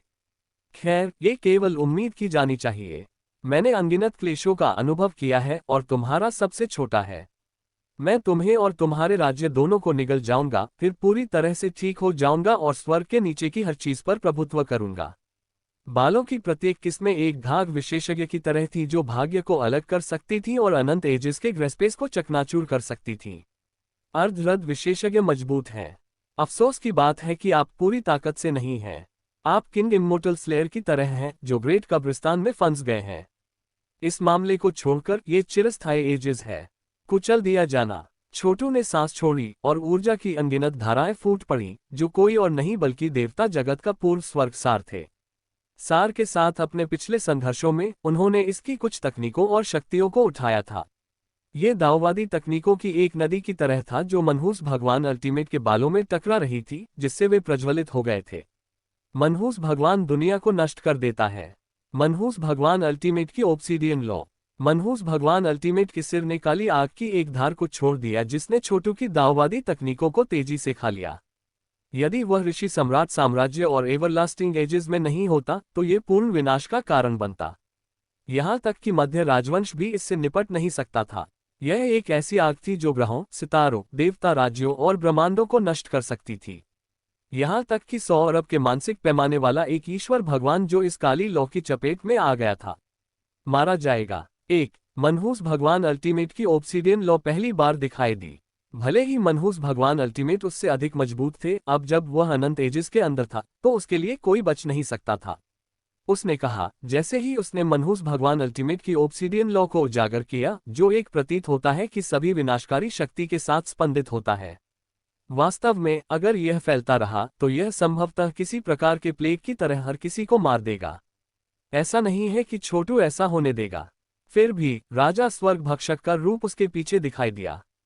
विशाल सांप ने सांस ली और काली आग की अनगिनत धाराएं उसके मुंह में प्रवेश कर गईं। अब तक सांप अविश्वसनीय रूप से शक्तिशाली था। वास्तव में ये राजा स्वर्ग भक्षक की पूरी शक्ति का लगभग 80% बाहर निकालने में सक्षम था। सांप में काली लौ के प्रवेश करने के बाद वह सिकुड़ गया, क्योंकि उसने उसे आंतरिक रूप से आत्मसात करना शुरू कर दिया। छोटू स्थिति का विश्लेषण करने में बहुत समय नहीं लगा रहा था। उसने फिर से अपना हाथ बाहर निकाला और ग्रेट नेक्रोपोलिस का एक प्रक्षेपण दिखाई दिया, जो मनहूस भगवान अल्टीमेट के सिर पर पटक दिया। यह महान कब्रिस्तान भगवान कला थी। जहां तक छोटू का सवाल है, इससे कोई फर्क नहीं पड़ता कि प्राउड हेवन ने कब्रिस्तान के इतने सारे रहस्यों को खोल दिया था। छोटू का कनेक्शन अभी भी टूटा नहीं था, और कुछ रहस्यमय अज्ञात कारणों से किंग इम्मोर्टल स्लेयर के पास ज्ञान के कुछ अंशों तक पहुंच थी, जिन्हें उसने प्राउड हेवन से छिपाया था, जिससे उन्हें खोजना असंभव हो गया था। ग्रेट नेक्रोपोलिस में अभी भी और रहस्य सामने आने बाकी थे। प्राउड हेवन ने सोचा कि क्योंकि वह महायाजक से निपटने के लिए कब्रिस्तान का उपयोग कर सकता है, वह पहले से ही इसके बारे में सब कुछ समझ गया था। अफसोस की बात है कि वह पूरी तरह से गलत था। छोटू जानता था कि ग्रेट नेक्रोपोलिस अंततः क्या करने में सक्षम था, और उसका ज्ञान केवल तब बढ़ गया था जब प्राउड हेवन गलती से यह विश्वास करने लगा कि उसने किंग इम्मोर्टल स्लेयर को आत्मसात कर लिया है। क्योंकि छोटू और किंग इम्मोर्टल स्लेयर दोनों ग्रेट नेक्रोपोलिस से गहराई से जुड़े हुए थे, इसलिए छोटू के लिए यह समझना संभव था कि किंग इम्मोर्टल स्लेयर कैसे बच गया था।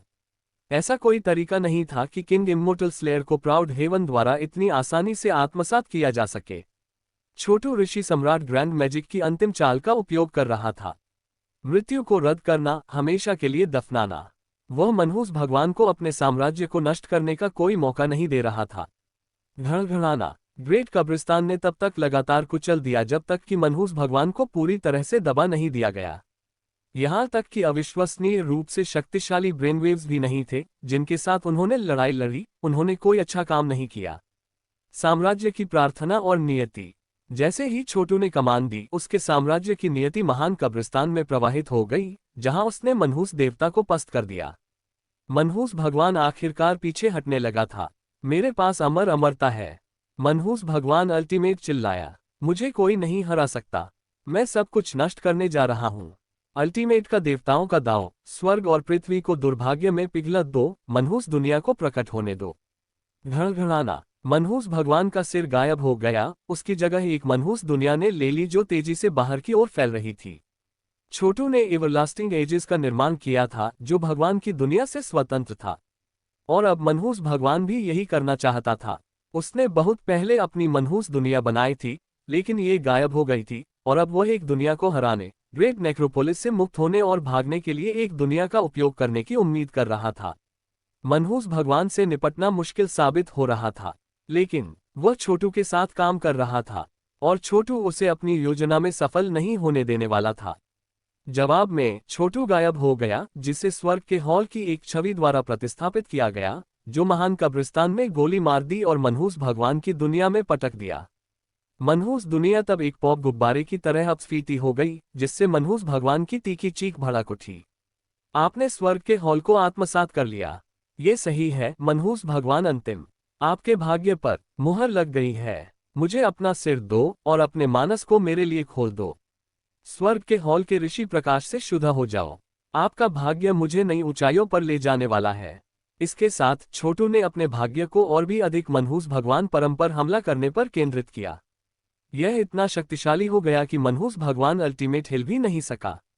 मैं अतीत में आपके लिए एक मैच नहीं हो सकता था मनहूस भगवान अल्टीमेट, लेकिन मेरे साम्राज्य की शक्ति के साथ मेरा समर्थन करने के लिए आप आत्मविनाश भी नहीं कर पाएंगे।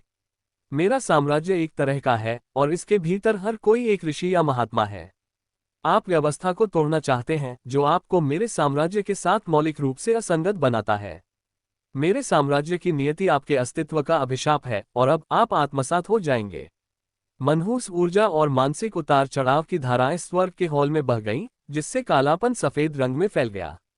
आखिरकार स्वर्ग के हॉल का जहाज जैसा रूप आधा काला और आधा सफेद था, लगभग ताइजी प्रतीक की तरह। मनहूस भगवान की शक्ति कमजोर हो रही थी और वह केवल अवज्ञा का अभिशाप ही दहाड़ सकता था, क्योंकि उसे एहसास हुआ कि वह छोटू के लिए एक मैच नहीं था। यहां तक कि उनकी सबसे बड़ी कला अल्टीमेट का अभिशाप छोटू की आत्मा के लिए कुछ भी नहीं कर सकती थी। छोटू एक भाग्यहीन था, उसके भाग्य को कुछ भी नहीं छू सकता था, यहां तक कि मनहूस परमेश्वर का अभिशाप भी नहीं।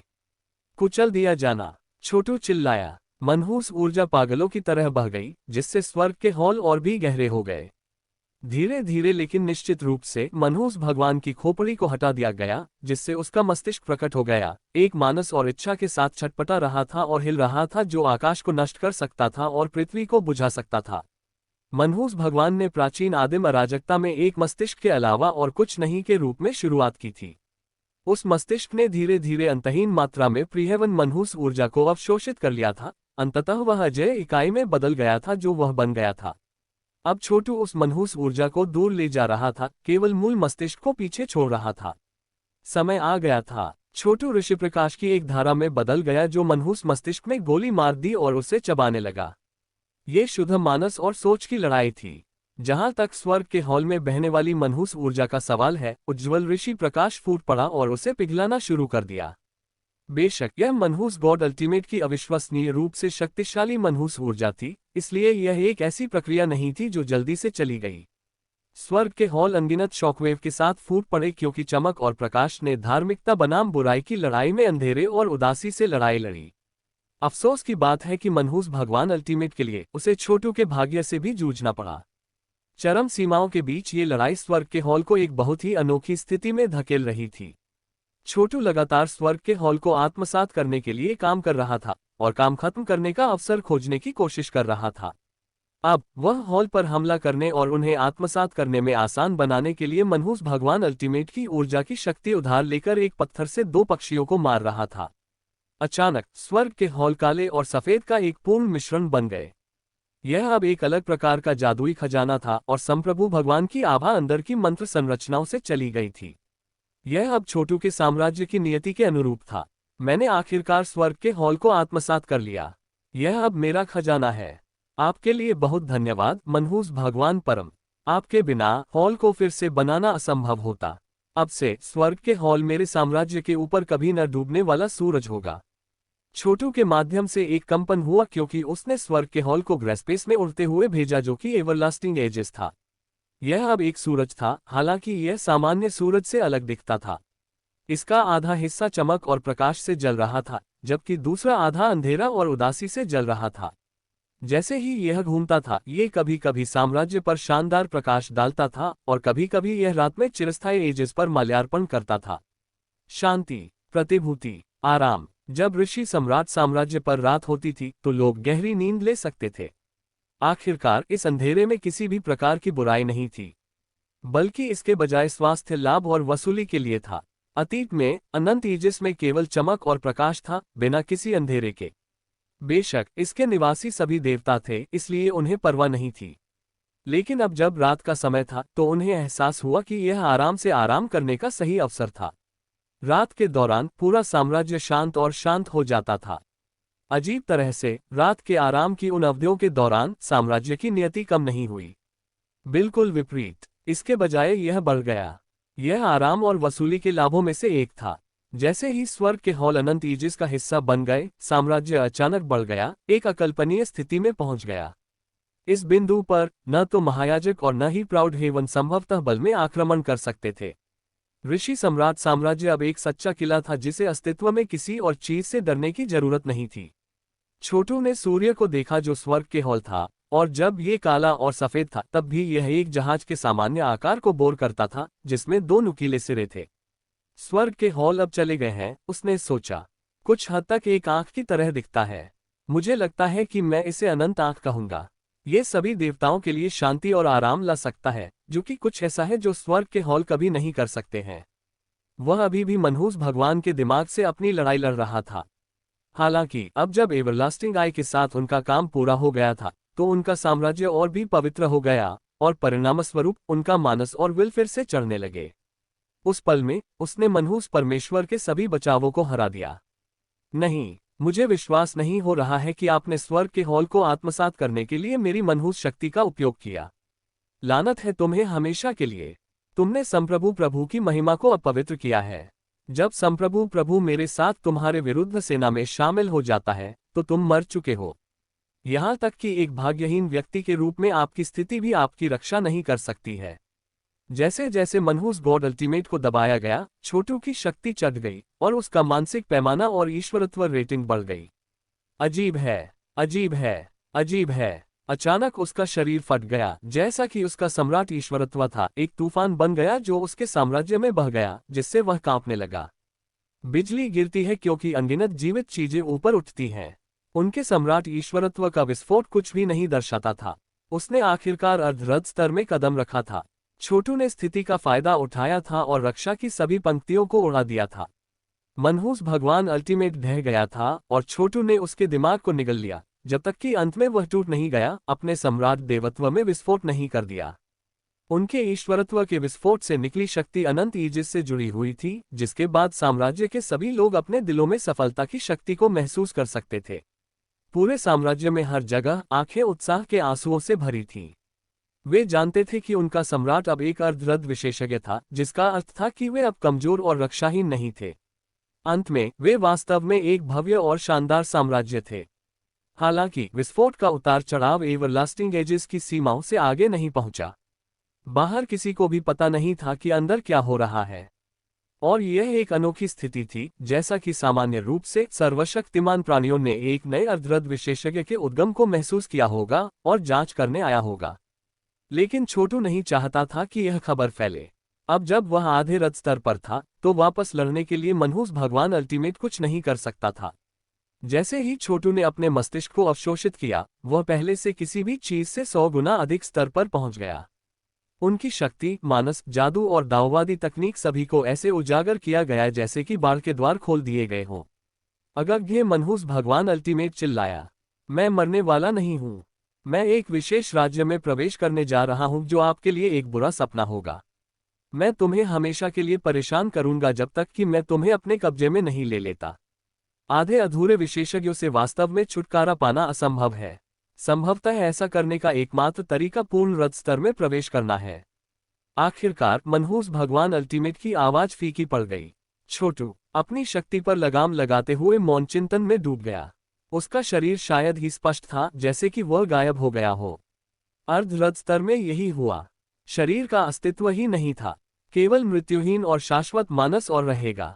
बेशक अत्यधिक शक्ति में उतार चढ़ाव दिल और दिमाग से प्रतिध्वनित हुआ, जो वास्तविक था और जो भ्रामक था उसके बीच की खाई को फैलाता था। गॉड लीजन सील प्रपत्र। उसके हाथ में एक नई गॉड लीजन सील दिखाई दी। हालांकि यह छोटा और मंद था, लेकिन ऐसा केवल इसलिए था क्योंकि यह एक भ्रूण का रूप था। उसी समय सभी ऋषि सम्राट मजिस्ट्रेटों के माथे में सुनहरे प्रत्यंग दिखाई दिए।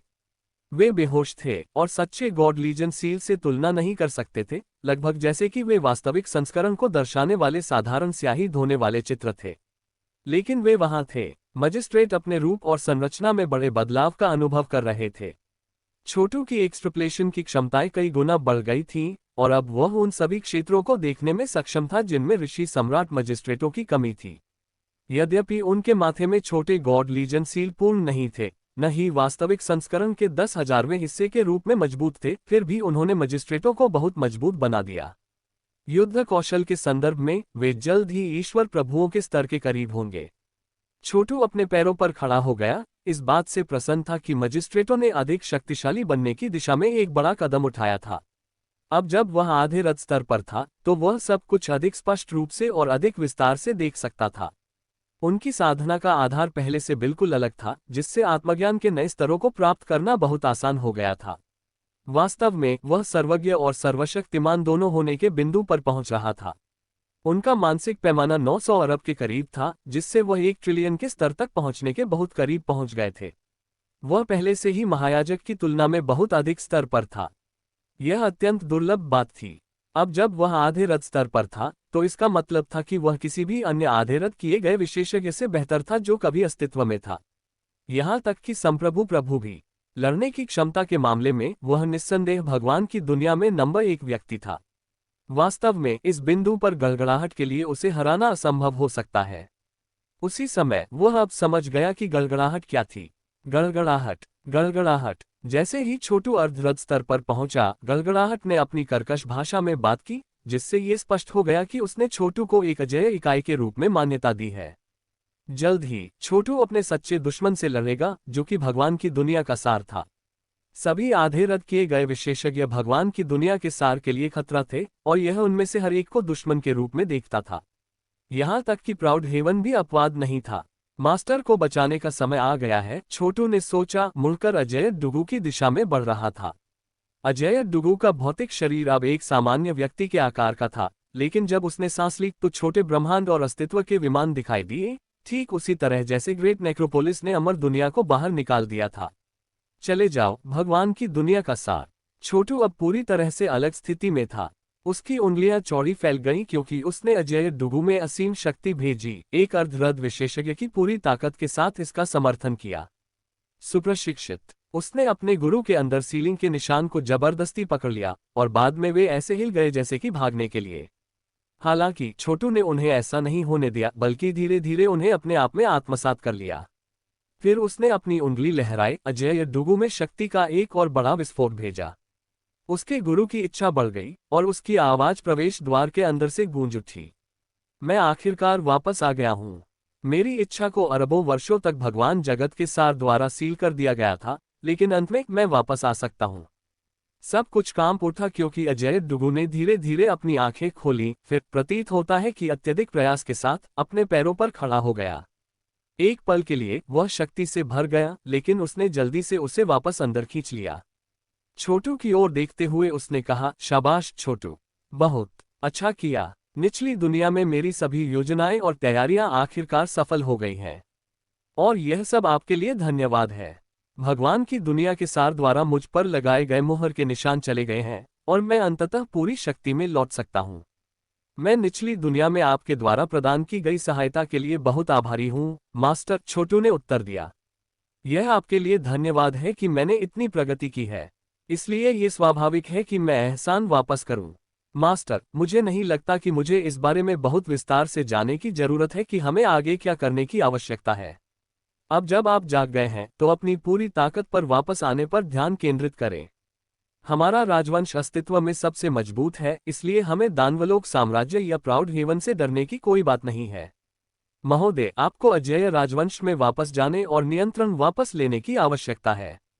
कोई भी आपका विरोध करने की हिम्मत नहीं करेगा। एक बार जब आपके पास सब कुछ नियंत्रण में हो जाता है तो हम अपने राजवंशों को जोड़ सकते हैं और मैं आपको शाही गुरु के रूप में नियुक्त करूंगा। बिल्कुल, अजय डुगू ने कहा, फिर आह भरी। आप मुझसे कई गुना अधिक कुशल हैं, इसलिए आपके लिए अजेय राजवंश को क्रम में लाना अधिक समझ में आता है। मुझे नियति भी नहीं चाहिए। मैं अधिक शिष्यों को लेने के लिए शाही गुरु के रूप में अपनी स्थिति का पूरा उपयोग करूंगा और अजेय कॉलेज की स्थापना करूंगा। मैं साम्राज्य का ऋषि बनूंगा। मेरी प्राथमिक जिम्मेदारी शिक्षण होगी। मैं सभी नागरिकों को अजेय विश्वास और अजेय लड़ने की क्षमता विकसित करने में मदद करूंगा, चाहे वे स्वर्ग, पृथ्वी या मनुष्य से लड़ रहे हों। वे सभी में अजेय होंगे। ये काम करेगा, छोटू ने सिर हिलाते हुए कहा। गुरुजी, कृपया कुछ और शिष्यों को जमा करें। आप साम्राज्य के एक ऋषि के रूप में नायाब होंगे। और अब मैं अपने सभी साथी प्रशिक्षुओं को आपको औपचारिक अभिवादन देने के लिए बुलाऊंगा। उसने एक कॉल जारी किया और सबसे बड़े भाई मैच क्लाउड वॉकर, स्वॉट 17 और पुराने अजेय समाज के अन्य सभी प्रशिक्षु अभिवादन करने आए, आंखों से छलक पड़े। गुरुजी, अजय डुगू ठहा से हंसने लगा। लंबे समय तक हम फिर से एकजुट हो गए हैं और अजेय समाज फिर से उठेगी। हमारे पास आंसू बहाने का क्या कारण है? अब परिस्थितियां बेहतर नहीं हो सकती। छोटू ने गेंद को घुमाना शुरू कर दिया और वह पहले से ही संप्रभु भगवान की तुलना में अधिक मजबूत है।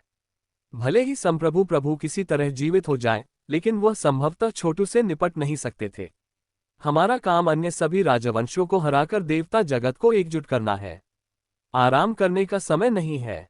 अपनी साधना को आगे बढ़ाने के लिए मेरे साथ आओ। आखिरकार क्रूर लड़ाई रास्ते में है। इसके साथ उन्होंने अपने प्रशिक्षुओं को नई तकनीकों और कौशल सिखाने के लिए अपने विशाल अनुभव का उपयोग करना शुरू कर दिया। अब जब अजय डुगू जाग रहा था तो छोटू के साम्राज्य में दो आधे अस्वीकृत विशेषज्ञ थे।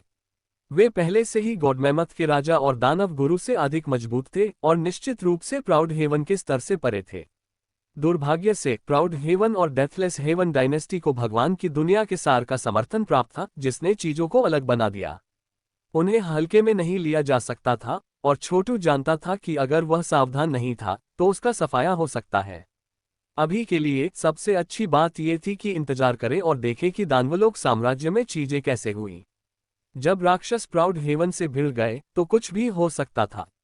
आखिरकार महायाजक निश्चित रूप से परेशानी पैदा करने वाली थी।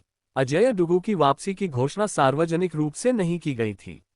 हालांकि वफादार नागरिक सभी जानते थे कि अब उनके पास दो आधेरद विशेषज्ञ हैं और इसने उन्हें पहले से कहीं अधिक प्रसन्न और आत्मविश्वासी बना दिया। नियति साम्राज्य की गहराई में बुदबुदाती थी, हालांकि बाहर किसी को भी इसका अंदाजा नहीं था।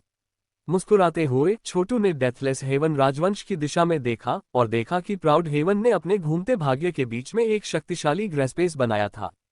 क्या? छोटू बड़बड़ाया, अपने पैरों पर गोली चलाते हुए। यह असंख्य विश्व सम्राट चार्ट है। ये केवल स्वाभाविक था कि किंग इम्मोर्टल स्लेयर को निगलने पर प्राउड हेवन ने असंख्य वर्ल्ड्स मोनार्क चार्ट पर नियंत्रण हासिल कर लिया था और अब वह इसे अपने साम्राज्य की नियति के साथ जोड़कर छोटू के एवरलास्टिंग एजेस के समान कुछ बना रहा था। यदि वह सफल हो जाता है तो छोटू के लिए आक्रमण करना और भी कठिन हो जाएगा। शुक्र है, असंख्य वर्ल्ड्स मोनार्क चार्ट की तुलना कभी भी एवरलास्टिंग एजेस से नहीं की जा सकती थी, जिसके पास अब हॉल ऑफ हेवन इसका एक अभिन्न अंग था। छोटू वास्तव में अजेय होता जा रहा था। अब जब वह अर्धरथ स्तर पर था तो उसके लिए सब कुछ स्पष्ट हो गया था। वह जानता था कि प्राउड हेवन की सभी साजिशों से कैसे निपटना है और अपने स्वयं के मानसिक पैमाने को 1 ट्रिलियन के स्तर की ओर धकेल रहा था। इसने उसे संप्रभु प्रभु से भी बहुत आगे कर दिया। अपनी शक्ति से वह निश्चित रूप से मौजूद हर चीज पर विजय प्राप्त कर सकता था। सभी इरादों और उद्देश्यों के लिए कोई भी ऐसा नहीं था जो संभवतः उससे मेल खा सके। प्राउड हेवन असंख्य वर्ल्ड्स मोनार्क चार्ट को अपने साम्राज्य की नियति में एकीकृत कर रहा है। ऐसा लगता है कि वह संघर्ष की लड़ाई लड़ने के लिए तैयार हो रहा है, या शायद वह इसका उपयोग अपने 10 ब्रह्मांडों को मजबूत करने के लिए करेगा। मुझे इस बात पर करीब से नजर डालने की जरूरत है कि क्या हो रहा है। यदि वह सफल हो जाता है और उसकी साधना का आधार अंतिम स्तर तक पहुंच जाता है, तो उसके लिए महायाजक को नियंत्रित करना और भी आसान हो जाएगा। तो वह इस सब के बारे में क्या करेगी? यहाँ तक कि जब वह इन बातों पर विचार कर रहा था, तो वह डेथलेस हेवन एम्पायर की गहराई में महायाजक की आभा को महसूस कर सकता था। वह बिना हिले बैठी रही क्योंकि उसने अपना ध्यान इस बात पर केंद्रित किया कि राजवंश में क्या हो रहा था। उसकी अभिव्यक्ति गंभीर थी। उसके बगल में हेलन था, जिसने कहा, मास्टर, ऐसा लगता है कि प्राउड हेवन अपने साम्राज्य की नियति के साथ असंख्य वर्ल्ड्स मोनार्क चार्ट को जोड़ने की कोशिश कर रहा है। यदि वह सफल होता है, तो वह और भी अधिक नियंत्रण में होगा और हम और भी अधिक निष्क्रिय स्थिति में होंगे। लेकिन क्या हम उसे रोकने के लिए कुछ कर सकते हैं, ये देखते हुए कि उसने अपने बचाव को कितना मजबूत किया है? उसकी आंखों में जानलेवा अभिव्यक्ति से ऐसा लग रहा था कि वह तुरंत प्राउड हेवन पर हमला करना चाहती थी। असंख्य विश्व सम्राट चार्ट किंग इमोर्टल स्लेयर से संबंधित एक शक्तिशाली खजाना था। यदि प्राउड हेवन इसे आत्मसात कर लेता है, तो राजवंश उसके नियंत्रण में और भी अधिक मजबूती से गिर जाएगा और हम और भी अधिक प्रभाव खो देंगे। दुर्भाग्य से मुझे नहीं लगता कि चीजें कैसे खेलती हैं, ये देखने के अलावा हम कुछ भी कर सकते हैं। यांग वॉर प्राइम भी इसी तरह चिंतित लग रहा था।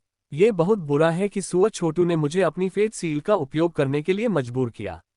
अन्यथा मैं अब तक आधे रथ स्तर तक पहुंचने में सक्षम हो सकता था।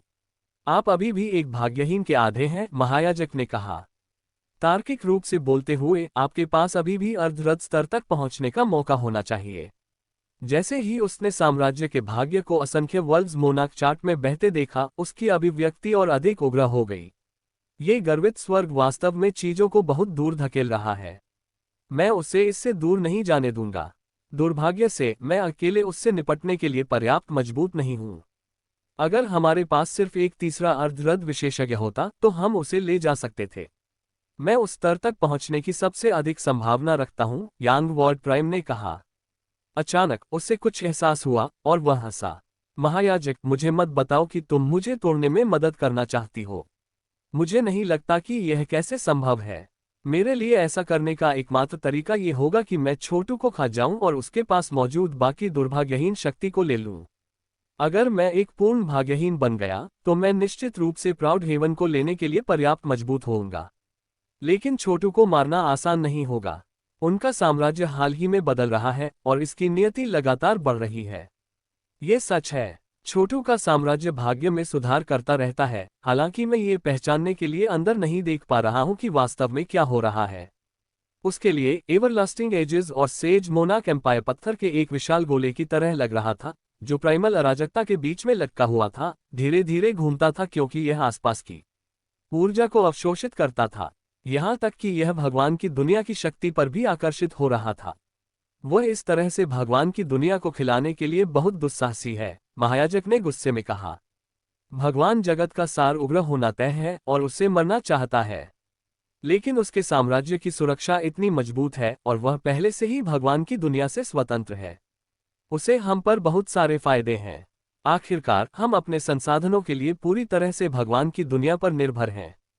मुझे आश्चर्य है कि उसकी साधना का आधार किस स्तर पर पहुंच गया है। तार्किक रूप से कहें तो उसे आधे रथ स्तर तक पहुंचने में ज्यादा परेशानी नहीं होनी चाहिए। एक बार जब वह ऐसा कर लेता है, तो उसे स्वर्ग और पृथ्वी के साथ एक प्रतिध्वनि पैदा करनी चाहिए, जिससे मुझे इसे महसूस करने की अनुमति मिलती है। लेकिन अभी तक मुझे कुछ भी समझ में नहीं आया है। मास्टर, छोटू के बारे में भूल जाओ, हेलेन ने दांत पीसते हुए कहा। हमें बाद में उसके बारे में चिंता करने की आवश्यकता नहीं होगी, और जब हम ऐसा करते हैं, तो उसे मारना या उसे भागने के लिए मजबूर करना आसान होना चाहिए। जैसा कि वे कहते हैं, आक्रमणकारियों से बचाव करने से पहले इंटीरियर को शांत करें। मैं समझ सकता हूं कि प्राउड हेवन अधिक प्रभावशाली हो रहा है और अधिक पुराने समय के लोग उसका पक्ष ले रहे हैं। उदाहरण के लिए, ब्रह्मांड का कुलपति पहले ही हमसे अलग हो चुका है। हमें जल्द से जल्द प्राउड हेवन को मारना होगा। हम किसी को चाकू उधार क्यों नहीं देते और उन्हें हमारे लिए अपना गंदा काम क्यों नहीं करते? ओह, आपका वास्तव में क्या मतलब है? महायाजक ने कहा। हम छोटू को अपने चाकू के रूप में इस्तेमाल नहीं कर सकते। वह बहुत चतुर है और इसके अलावा उसकी साधना का आधार बहुत कमजोर है। वह केवल तभी मजबूत होता है जब वह अपनी उस नियति का दोहन करता है। मैं कहता हूं कि हम गॉडमेमथ के राजा और दानव गुरु का उपयोग करते हैं। प्राउड हेवन को कुचलने के लिए उनका उपयोग करें। इसके अलावा ऐसा लगता है कि दुगु कबीले और उनके अजेय राजवंश ने नई गति प्राप्त कर ली है और उनकी ऊर्जा बढ़ रही है। मुझे आश्चर्य है कि क्या अजेय दुगु जाग गया है। यदि ऐसा है तो देवता जगत का और भी विभाजन हो जाएगा। क्या दुगु कबीला, अजेय राजवंश? महायाजक ने अपनी दृष्टि अजेय राजवंश की दिशा में डाली और पाया कि यह एक खोल में कछुए की तरह कसकर सील किया गया था। कोई भी अंदर या बाहर नहीं आया, जिसका मतलब था कि संसाधनों का कोई प्रवाह नहीं था। ये लगभग वैसा ही था जैसे उनके पास अपने निपटान में अंतहीन संसाधन हो। ये वास्तव में अजीब है, यांग वॉर्ड प्राइम ने कहा। ऐसा कोई तरीका नहीं है जिससे एक राजवंश इतने सारे संसाधनों का भंडारण कर सके। अजेय राजवंश पूरी तरह से मनुष्यों से बना है, जिसका अर्थ है कि वे निश्चित रूप से बहुत सारे संसाधनों का उपयोग कर रहे हैं। और हर कोई जानता है कि सिर्फ बैठे बैठे खाने से धन का पहाड़ भी खत्म हो जाता है। वे वह नहीं कर सकते जो छोटू का एवरलास्टिंग एजेस करता है और लगातार अपने स्वयं के संसाधनों का उत्पादन कर रहा है। क्या वे कर सकते हैं? और उनके वंश की नियति इतनी मजबूत कैसे है? वहां हर कोई शांत और शांत लगता है, जैसे कि वे किसी चीज से नहीं डरते। ये वही है जो आप उम्मीद कर सकते हैं यदि उनके पास वहां तैनात एक अर्धरथ विशेषज्ञ था। क्या ऐसा हो सकता है कि अजय डुगु वास्तव में अब जाग रहा है? बाकी सभी भी इसी तरह हैरान थे। अजय डुगु के पास एक रहस्यमय और अथाह खेती का आधार है, उच्च पुजारिन ने कहा, और वह चिंतित लग रही थी। मुझे भी विश्वास नहीं है कि मैं उसे संभाल सकता हूं। अगर वह जाग रहा है तो हर कोई उसके बारे में चिंतित होने वाला है। हालांकि मैं जो देख सकता हूं उसके आधार पर मुझे नहीं लगता कि वह है। अगर वह होता तो अजय राजवंश कछुए की तरह नहीं छिपता। जहां तक उनके संसाधनों की बात है तो संभावना है कि एवरलास्टिंग एजेस उनकी मदद कर रहा है। क्या? यांग वॉर्ड प्राइम ने सदमे में कहा। आप कह रहे हैं कि छोटू ने अजय राजवंश के साथ एक सौदा किया? ये कैसे संभव है? यह असंभव नहीं है, हेलेन ने ठंडे स्वर में कहा। छोटू को अपने साम्राज्य को सुरक्षित रखने के लिए अजय डुगु की मदद की जरूरत है। और अजय डुगु को संसाधनों के लिए छोटू की जरूरत है। उनके लिए एक समझौते पर पहुंचना एकदम सही है। हालांकि मैं बहुत ज्यादा चिंता नहीं करूंगा। वे निश्चित रूप से एक दूसरे के खिलाफ साजिश रचने जा रहे हैं और यह छोटू और उसके साम्राज्य को कमजोर कर देगा। इसके अलावा अगर वे वास्तव में ईमानदारी से एक साथ काम कर रहे थे तो वे अपने साम्राज्यों को क्यों नहीं जोड़ते? वे चीजों को वैसे ही क्यों छोड़ेंगे जैसे वे हैं? हालांकि हेलेन का विश्लेषण समझ में आता था, लेकिन वह वास्तव में छोटू के हाथों में खेल रही थी। आखिरकार उसने साम्राज्यों को संयुक्त नहीं किया था क्योंकि वह नहीं चाहता था कि अशुद्ध भाग्य उसके अनंत एजेस को धुंधला कर दे। बेशक अब जब अजय डुगु जाग रहा था तो उस समस्या को ठीक करना आसान होगा, लेकिन वह अभी भी स्मोक स्क्रीन को ऊपर रखना चाहता था। यदि उन्होंने साम्राज्यों को जोड़ दिया और खुलासा किया कि उनके पास 2 अर्धरथ विशेषज्ञ हैं, तो यह एक दिया गया था कि प्राउड हेवन, हाई प्रीस्टेस, गॉडमेमथ के राजा और दानव मास्टर का पता चल जाएगा और वे उन्हें नष्ट करने के लिए हर संभव प्रयास करेंगे। कमजोरी का मोर्चा बनाए रखने से यह सुनिश्चित नहीं होगा कि लोग उन्हें अनदेखा करेंगे, लेकिन कम से कम तैयारी के लिए अधिक समय देंगे। जब समय सही होगा तभी छोटू अपना साम्राज्य बढ़ाएगा। इसके अलावा वह अपने साम्राज्य और अजय राजवंश जैसे बाहरी लोगों को प्रभुत्व के लिए संघर्ष कर रहा था। अब तक सब कुछ योजना के अनुसार चल रहा था। अतीत में वह चाहता था कि उसके साम्राज्य की खबर फैल जाए ताकि लोग उसके साथ जुड़ने के लिए उमड़ पड़े। लेकिन अब उसके पास अपने लग्न थे जो भगवान की दुनिया से जुड़े नहीं थे और उसने खुद को भगवान की दुनिया से स्वतंत्र बना लिया था। इसका मतलब था कि भगवान की दुनिया के सार का उस पर कम से कम नियंत्रण था। ठीक है, मैं गॉडमेमथ के राजा और दानव गुरु को देखने जा रही हूँ, महायाजक ने अपने पैरों पर खड़े होकर कहा। नहीं मास्टर, हेलेन ने कहा। फिर वह मुस्कुराए। मेरा सुझाव है कि आप और यांग वॉर्ड प्राइम एक साथ चलें। गॉडमेमथ के राजा और दानव गुरु को बताएं कि आप प्राउड हेवन को उखाड़ फेंकना चाहते हैं। उसे मार दो, लेकिन यांग वॉर्ड प्राइम को पहले आधे रथ स्तर में कदम रखने की जरूरत है। आप इसे स्वयं नहीं कर सकते, लेकिन अगर वे आपकी मदद करते हैं तो यह निश्चित रूप से संभव होगा। हाँ, यह अच्छा लगता है, महायाजक ने हंसते हुए कहा। उसने कहा, हेलेन, मुझे भी आपके लिए ये सब सार्थक बनाने की आवश्यकता है। सहमत, हेलेन ने कहा। मैं आपके फैसले पर भरोसा करूंगा मास्टर। यांग वॉर्ड प्राइम, तुम मेरे साथ आओ। सनसनाहट। वे दोनों पतली हवा में गायब हो गए क्योंकि वे दानवलोक साम्राज्य की दिशा में बढ़ रहे थे। आप आखिरकार अपने अंत को पूरा करने जा रहे हैं, प्राउड हेवन, हेलेन ने सोचा। उसके चेहरे पर एक शातिर मुस्कान खेल रही थी। हालांकि एक क्षण बाद उसने अपने दांत पीस लिए। बेशक मैं छोटू को हुक से मुक्त नहीं करने जा रहा हूं। हे यांग वॉइड प्राइम, क्या आप वास्तव में सोचते हैं कि मेरे मास्टर इतने दयालु हैं कि आप आधे रथ स्तर तक पहुंचने में स्वतंत्र रूप से मदद कर सकते हैं?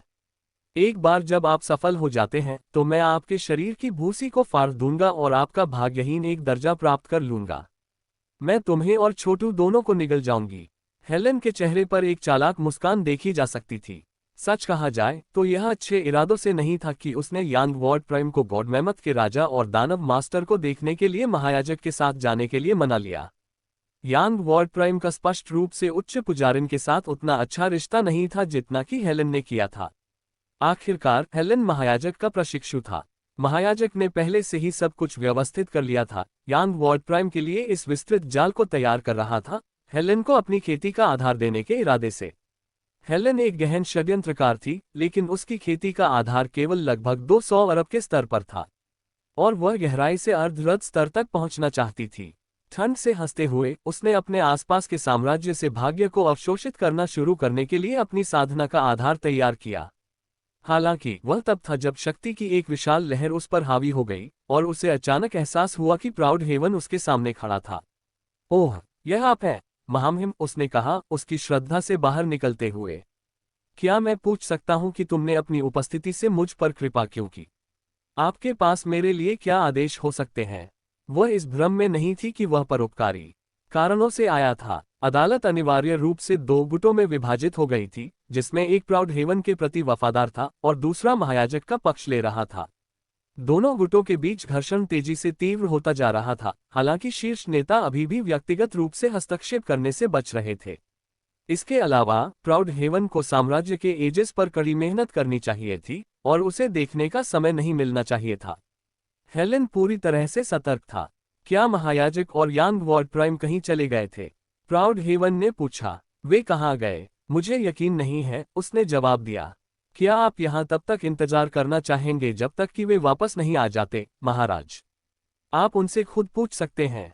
हेलेन, प्राउड हेवन ने लापरवाही से कहा, नीचे बैठते हुए और शिकार पर नजर रखने वाले शिकारी की तरह उस पर अपनी आंखें टिकाते हुए। आजकल बहुत सारे विशेषज्ञ मेरे खिलाफ खड़े हो रहे हैं।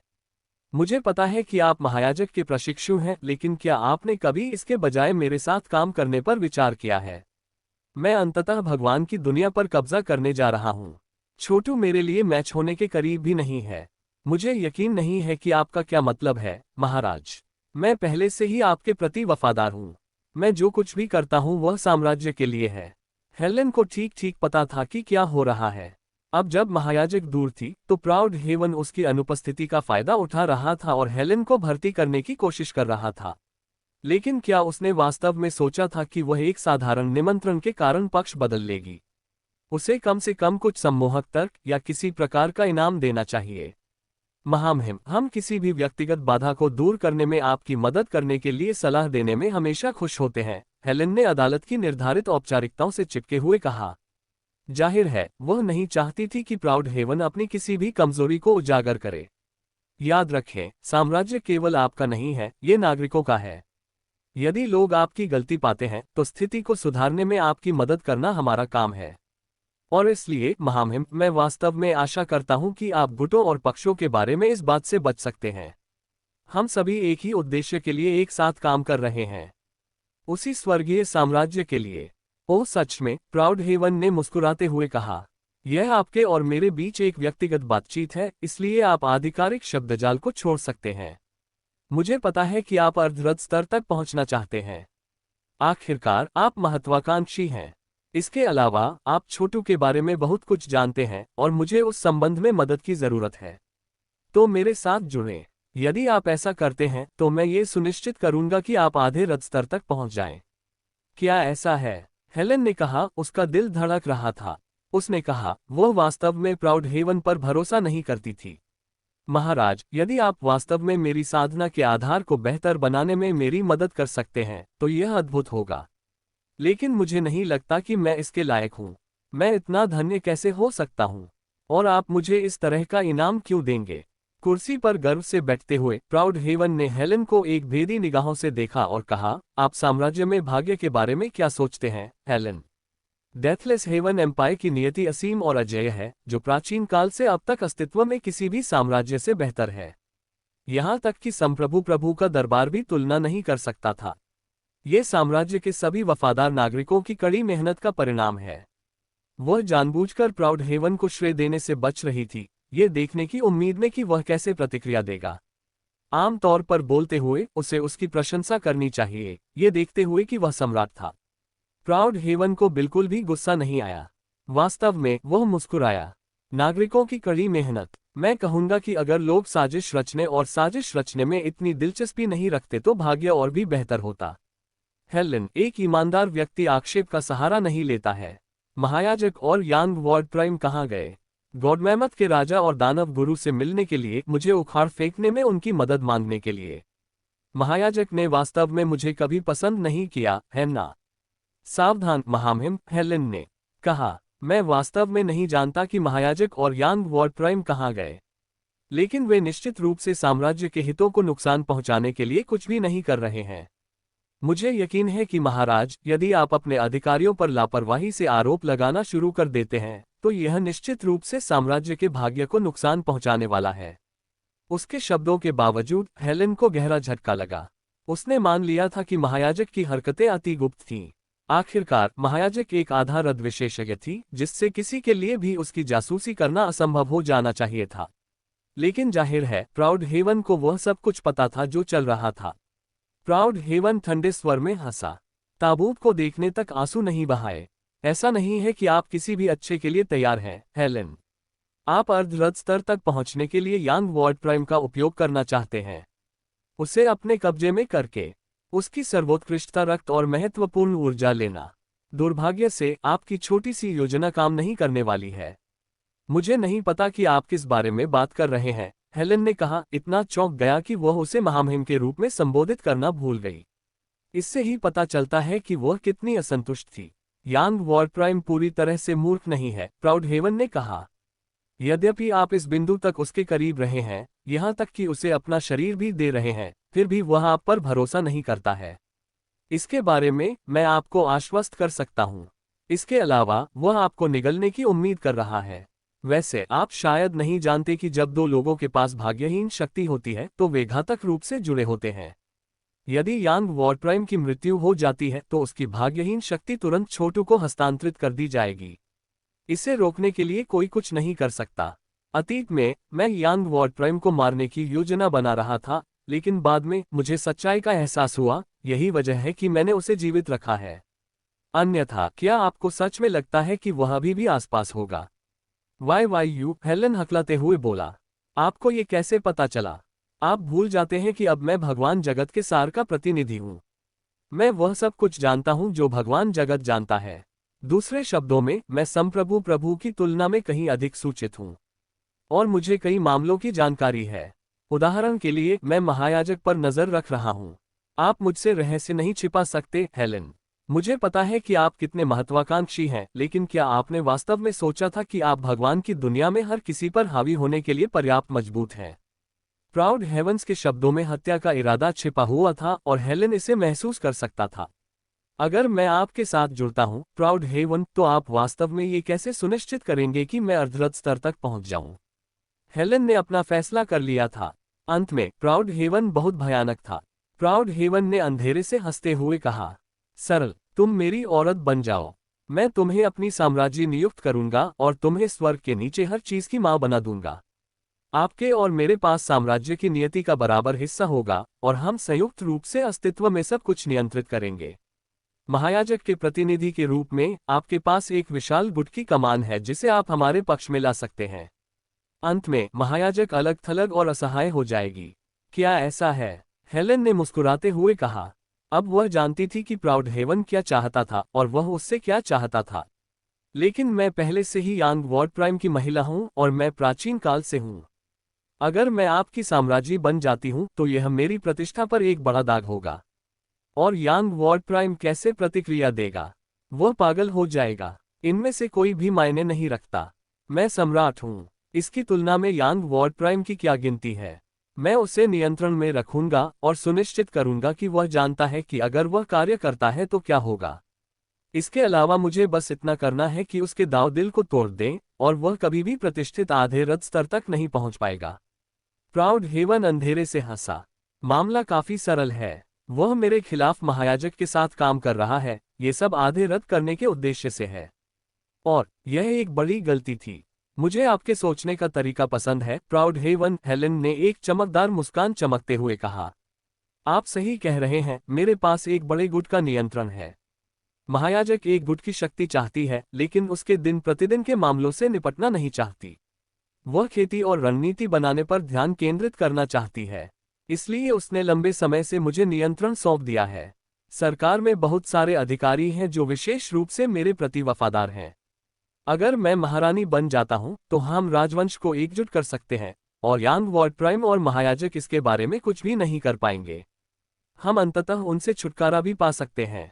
हालांकि एक मुद्दा है, मुझे कैसे पता चलेगा कि मैं आप पर भरोसा कर सकता हूं? मैं और क्या कर सकता हूं? साम्राज्य के रूप में तुम मेरी बनोगी और तुम्हें मेरे प्रति वफादार रहना होगा। साथ ही मेरे पास आपके खिलाफ काम करने का कोई कारण नहीं होगा। यह पारस्परिक रूप से लाभप्रद व्यवस्था है। सही कहा, हेलेन ने सिर हिलाते हुए कहा। आप घोषणा कब करेंगे? जितनी जल्दी हो उतना अच्छा। वास्तव में तुरंत कैसे? जैसे ही वह बोल रहा था, उसकी आंखें एक कामुक रोशनी से चमक उठीं। आखिरकार एक बार जब आप महारानी बन जाते हैं तो आप मेरे हो जाएंगे और आपको वह करना होगा जो मैं चाहता हूं कि आप करें।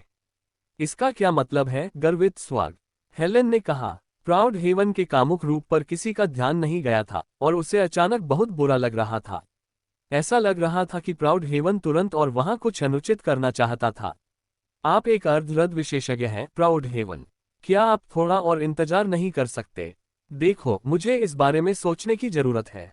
मैं कभी भी आपकी साम्राज्य बनने के लिए सहमत नहीं हुआ, और मेरे पास वर्तमान में ग्रैंड प्रिंसेस का पद है, इसलिए प्रोटोकॉल के बाहर अभिनय करने के बारे में भी न सोचें।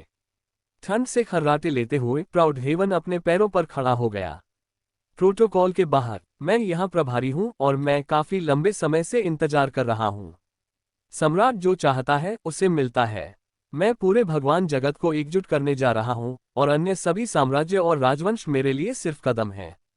अब आप मेरे साथ हैं, हेलेन, चाहे आप इसे पसंद करें या नहीं। मैं ये देखने के लिए उत्सुक हूं कि क्या आपके पास कुछ ऐसा है जो आपको लगता है कि मुझे रोकने के लिए इस्तेमाल किया जा सकता है। जैसे ही शब्द उसके मुंह से निकले, वह क्रूरता से मुस्कुराया और उसके कपड़े पकड़ने के लिए आगे बढ़ा। वहीं रुको, गर्वित स्वाग, हेलेन ने कहा। अफसोस की बात है कि महायाजक यहाँ कदम उठाने और हस्तक्षेप करने के लिए नहीं थी। प्राउड हेवन ने उसका उल्लंघन करने के लिए सही क्षण चुना था और वह इसके बारे में कुछ नहीं कर सकती थी। वह एक असहाय खरगोश पर झपटने वाले भालू की तरह था और पलक झपकते ही हेलेन के कपड़े फाड़े जा रहे थे। प्राउड हेवन ने अपनी मौलिक इच्छाओं को पूरा करने के लिए तैयार करते हुए बुरी तरह से हंसते हुए कहा, और साथ ही साथ हेलेन को उसके प्रति वफादार बनने के लिए मजबूर किया। उनके विश्वास में एक महिला की वफादारी को जब्त करने का सबसे अच्छा तरीका उसके शरीर को नियंत्रित करना था। तुम पूरी तरह से बेशर्म हो, गर्वित स्वाग, हेलेन चिल्लाया, लेकिन अंत में उसे देना पड़ा। तारांकन, तारांकन, यह क्या है? छोटू बड़बड़ाया। वह डेथलेस हेवन राजवंश की नियति का अध्ययन कर रहा था और उसने देखा कि यह अचानक पागलों की तरह बुदबुदाने लगा क्योंकि यह पहले से कहीं अधिक एकजुट हो गया। उसने भौहें चढ़ा दी। अभी क्या हुआ? डेथलेस हेवन राजवंश की नियति दो भागों में विभाजित हो जाती थी, प्राउड हेवन और उच्च पुजारिन के एक दूसरे का विरोध करने के लिए धन्यवाद। तो अब यह एकजुट क्यों है? भाग्य की अधिक बारीकी से जांच करने के बाद उन्होंने कुछ सुराग उठाए। द हाई प्रीस्टेस गुट उस शातिर षड्यंत्रकारी हेलेन द्वारा चलाया जा रहा था, और महायाजक गर्वित स्वर्ग को उखाड़ फेंकने के बारे में गॉडमेमथ के राजा को देखने के लिए बस चली गई। हेलेन पीछे रह गया। रुको, क्या इसका मतलब यह है कि प्राउड हेवन ने किसी तरह उसे अपने अधीन कर लिया? जैसे ही छोटू ने एक दर्शक की ठंडी नजर से देखा, उसे यकीन हो गया कि अभी अभी यही हुआ था। यदि प्राउड हेवन ने उसे अपने अधीन कर लिया होता तो नियति एकजुट हो सकती थी और महायाजक को एक मृत अंत में मजबूर किया जा सकता था, और प्राउड हेवन के लिए गॉडमेमथ के राजा के साथ एक सौदा करना भी संभव होगा। बेशक हेलेन कोई साधारण व्यक्ति नहीं था।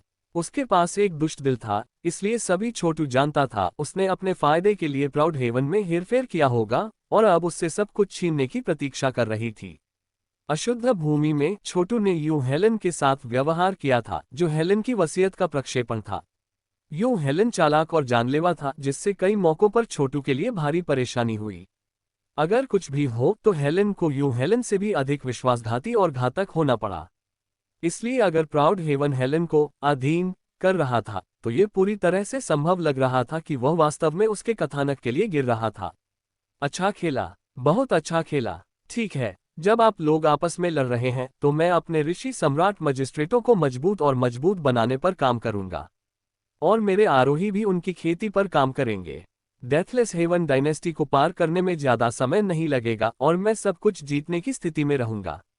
तारांकन हंसते हुए प्राउड हेवन हेलन से रेंग गया और कहा, अब तुम मेरी औरत हो। संक्षेप में, हम आपको साम्राज्य बनाने के लिए समारोह से गुजरेंगे। फिर हम साम्राज्य की स्थिति का जायजा लेंगे और सभी संसाधनों को क्रम में रखेंगे। जैसे ही हेलन ने अपने कपड़े वापस पहने, उसकी पुतलियां चमक उठी। एक बार जब मैं साम्राज्य बन जाता हूं तो क्या मैं भाग्य का उपयोग अर्धरथ स्तर में कदम रखने के लिए कर सकता हूं? पर्याप्त नहीं है, प्राउड हेवन ने उत्तर दिया। मैं इसके बजाय भगवान की दुनिया के सार का उपयोग करूंगा। अब मेरे रास्ते से हट जाओ ताकि मैं घोषणा कर सकूं। जल्द ही ये बात फैल रही थी कि सम्राट ने एक साम्राज्य को लेने का फैसला किया है। कई लोगों की आंखें चौड़ी हो गईं। हेलन प्राउड हेवन के गुट का एक बड़ा दुश्मन था और महायाजक का प्रतिनिधि था, और बहुत से लोग जानते थे कि वह यांग वॉर्ड प्राइम की महिला थी। लेकिन अब वह प्राउड हेवन के साथ थी। क्या चल रहा था? कई लोगों को एहसास हुआ कि प्राउड हेवन महायाजक को उसके कमजोर स्थान पर मार रहा था। महायाजक ने हेलेन को गुट का नियंत्रण दे दिया था और अब हेलेन ने पक्ष बदल लिया था। इसका मतलब था कि महायाजक अब एक जनरल थी जिसके पास कमान संभालने के लिए कोई सैनिक नहीं था। लेकिन महायाजक ने इसे रोकने के लिए कुछ क्यों नहीं किया? वह वास्तव में कहाँ थी? इस घोषणा से भारी हड़कंप मच गया क्योंकि शादी और राज्याभिषेक की तैयारियां की जा रही थीं। सभी को समाचार सुनने में केवल एक दिन लगा और साम्राज्य के बीच में एक विशाल मंच स्थापित करने के लिए वहां प्राउड हेवन और हेलेन असाधारण कपड़े पहने हुए दिखाई दिए। गवाही देने के लिए वहां की देवता दुनिया के सार के साथ उनका विवाह हुआ। सब कुछ काम गया क्योंकि कई अलौकिक संकेत दिखाई दिए। भगवान की दुनिया के सार के लिए धन्यवाद। ऊर्जा की धाराएं हेलेन पर एकत्रित हो गईं, उसे चमकदार रोशनी से घेर लिया जो एक साम्राज्य के लिए उपयुक्त लग रही थी। भगवान की दुनिया का सार इस तथ्य की गवाही देता है कि मैं, प्राउड हेवन और हेलेन अब एक विवाहित जोड़े हैं। सभी को बताएं कि हेलेन महारानी है और यह कि हम एक साथ डेथलेस हेवन राजवंश के माध्यम से सभी सृष्टि पर शासन करते हैं। घड़घड़ाना। जैसे ही शब्द उसके मुंह से निकले, एक मृत्युहीन ऊर्जा हेलेन पर बस गई और उसकी साधना का आधार बढ़ गया। उससे चमकदार रोशनी चमक रही थी जिससे ऐसा लग रहा था कि वह अच्छी तरह से रथ स्तर तक बढ़ सकती है। हालांकि अंत में वह अर्धरथ स्तर तक भी नहीं पहुंच पाए। साम्राज्य बनने के बाद उसे जो शक्ति मिली उसने उसे उस बेंचमार्क से शर्मिंदा कर दिया। उसने कहा वह समझ सकती थी कि अब उसे वह अंतिम सफलता हासिल करने की उम्मीद थी, और उसकी साधना का आधार पहले की तुलना में पहले से ही 3 गुना मजबूत था। अतीत में इससे कोई फर्क नहीं पड़ता कि उसने अपनी साधना को आगे बढ़ाने की कोशिश कैसे की, वह कभी भी आधे रथ स्तर तक नहीं पहुंच पाती। लेकिन अब चीजें अलग थीं। कोई आशा नहीं होने और अपार आशा रखने के बीच एक बड़ा अंतर था। हेलेन के मानसिक पैमाने को बढ़ते देखकर प्राउड हेवन मदद नहीं कर सका लेकिन मुस्कुराया। हेलेन, केवल एक चीज की कमी है जो आपके पास है। एक चीज आपको अर्धरथ स्तर तक पहुंचने से रोकती है। और वह क्या है? हेलेन ने पूछा। उसकी आंखें ठंडी चमक रही थीं। सच्चाई ये थी कि प्राउड हेवन द्वारा उल्लंघन किए जाने से उसे किसी भी भावना के साथ बिल्कुल भी नहीं छोड़ा गया था। इसके विपरीत यह एक अपमान था कि वह उस क्रोध को हजारों गुना चुकाएगी जो उसने अभी महसूस किया था। वह ये सुनिश्चित करेगी कि प्राउड हेवन एक ऐसा जीवन जिए जिसमें वह मरने के लिए तरसता था। हालांकि कुछ समय के लिए वह जो चाहती थी उसे पाने के लिए उसे साथ जाना पड़ा। सरल महायाजक की आत्मा। यदि आप इसे प्राप्त करते हैं तो आप निश्चित रूप से अर्धरथ स्तर तक पहुंच जाएंगे। अभी के लिए महायाजक को पता नहीं है कि हम एक साथ काम कर रहे हैं, लेकिन वह जल्दी या बाद में वापस आ जाएगी। एक बार जब वह साम्राज्य की सीमाओं के अंदर कदम रखती है तो वह उधार के समय पर रह रही होगी। हम दोनों को उसे मारने के लिए मिलकर काम करने की जरूरत है, फिर आप उसकी आत्मा को तोड़ने के लिए खा सकते हैं।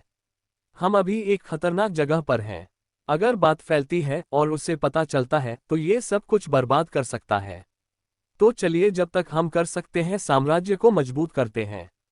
एक बैठक बुलाओ। आप जिन सभी पुराने समय के लोगों से जुड़े हुए हैं उनसे मुझसे जुड़ने के बारे में बात करने के लिए कहें। साम्राज्य की नियति जितनी मजबूत होगी हम उतने ही शक्तिशाली होंगे। और भगवान जगत का सार भी मेरा अधिक समर्थन करेगा। जैसा कि मैं असंख्य दुनिया सम्राट चार्ट के साथ भाग्य को जोड़ता हूं, भगवान की दुनिया का सार अधिक से अधिक संसाधन प्रदान करेगा। किसी कारण से सार छोटू से छुटकारा पाने के लिए अधिक से अधिक दृढ़ लगता है। जाहिर है उनका चिरस्थायी एजेस भगवान की दुनिया के लिए एक बड़ा खतरा है। हेलेन ने सिर हिलाया। ये है, भगवान को विस्तार करने के लिए आदिम अराजकता पैलियो ऊर्जा को अवशोषित करने की आवश्यकता है।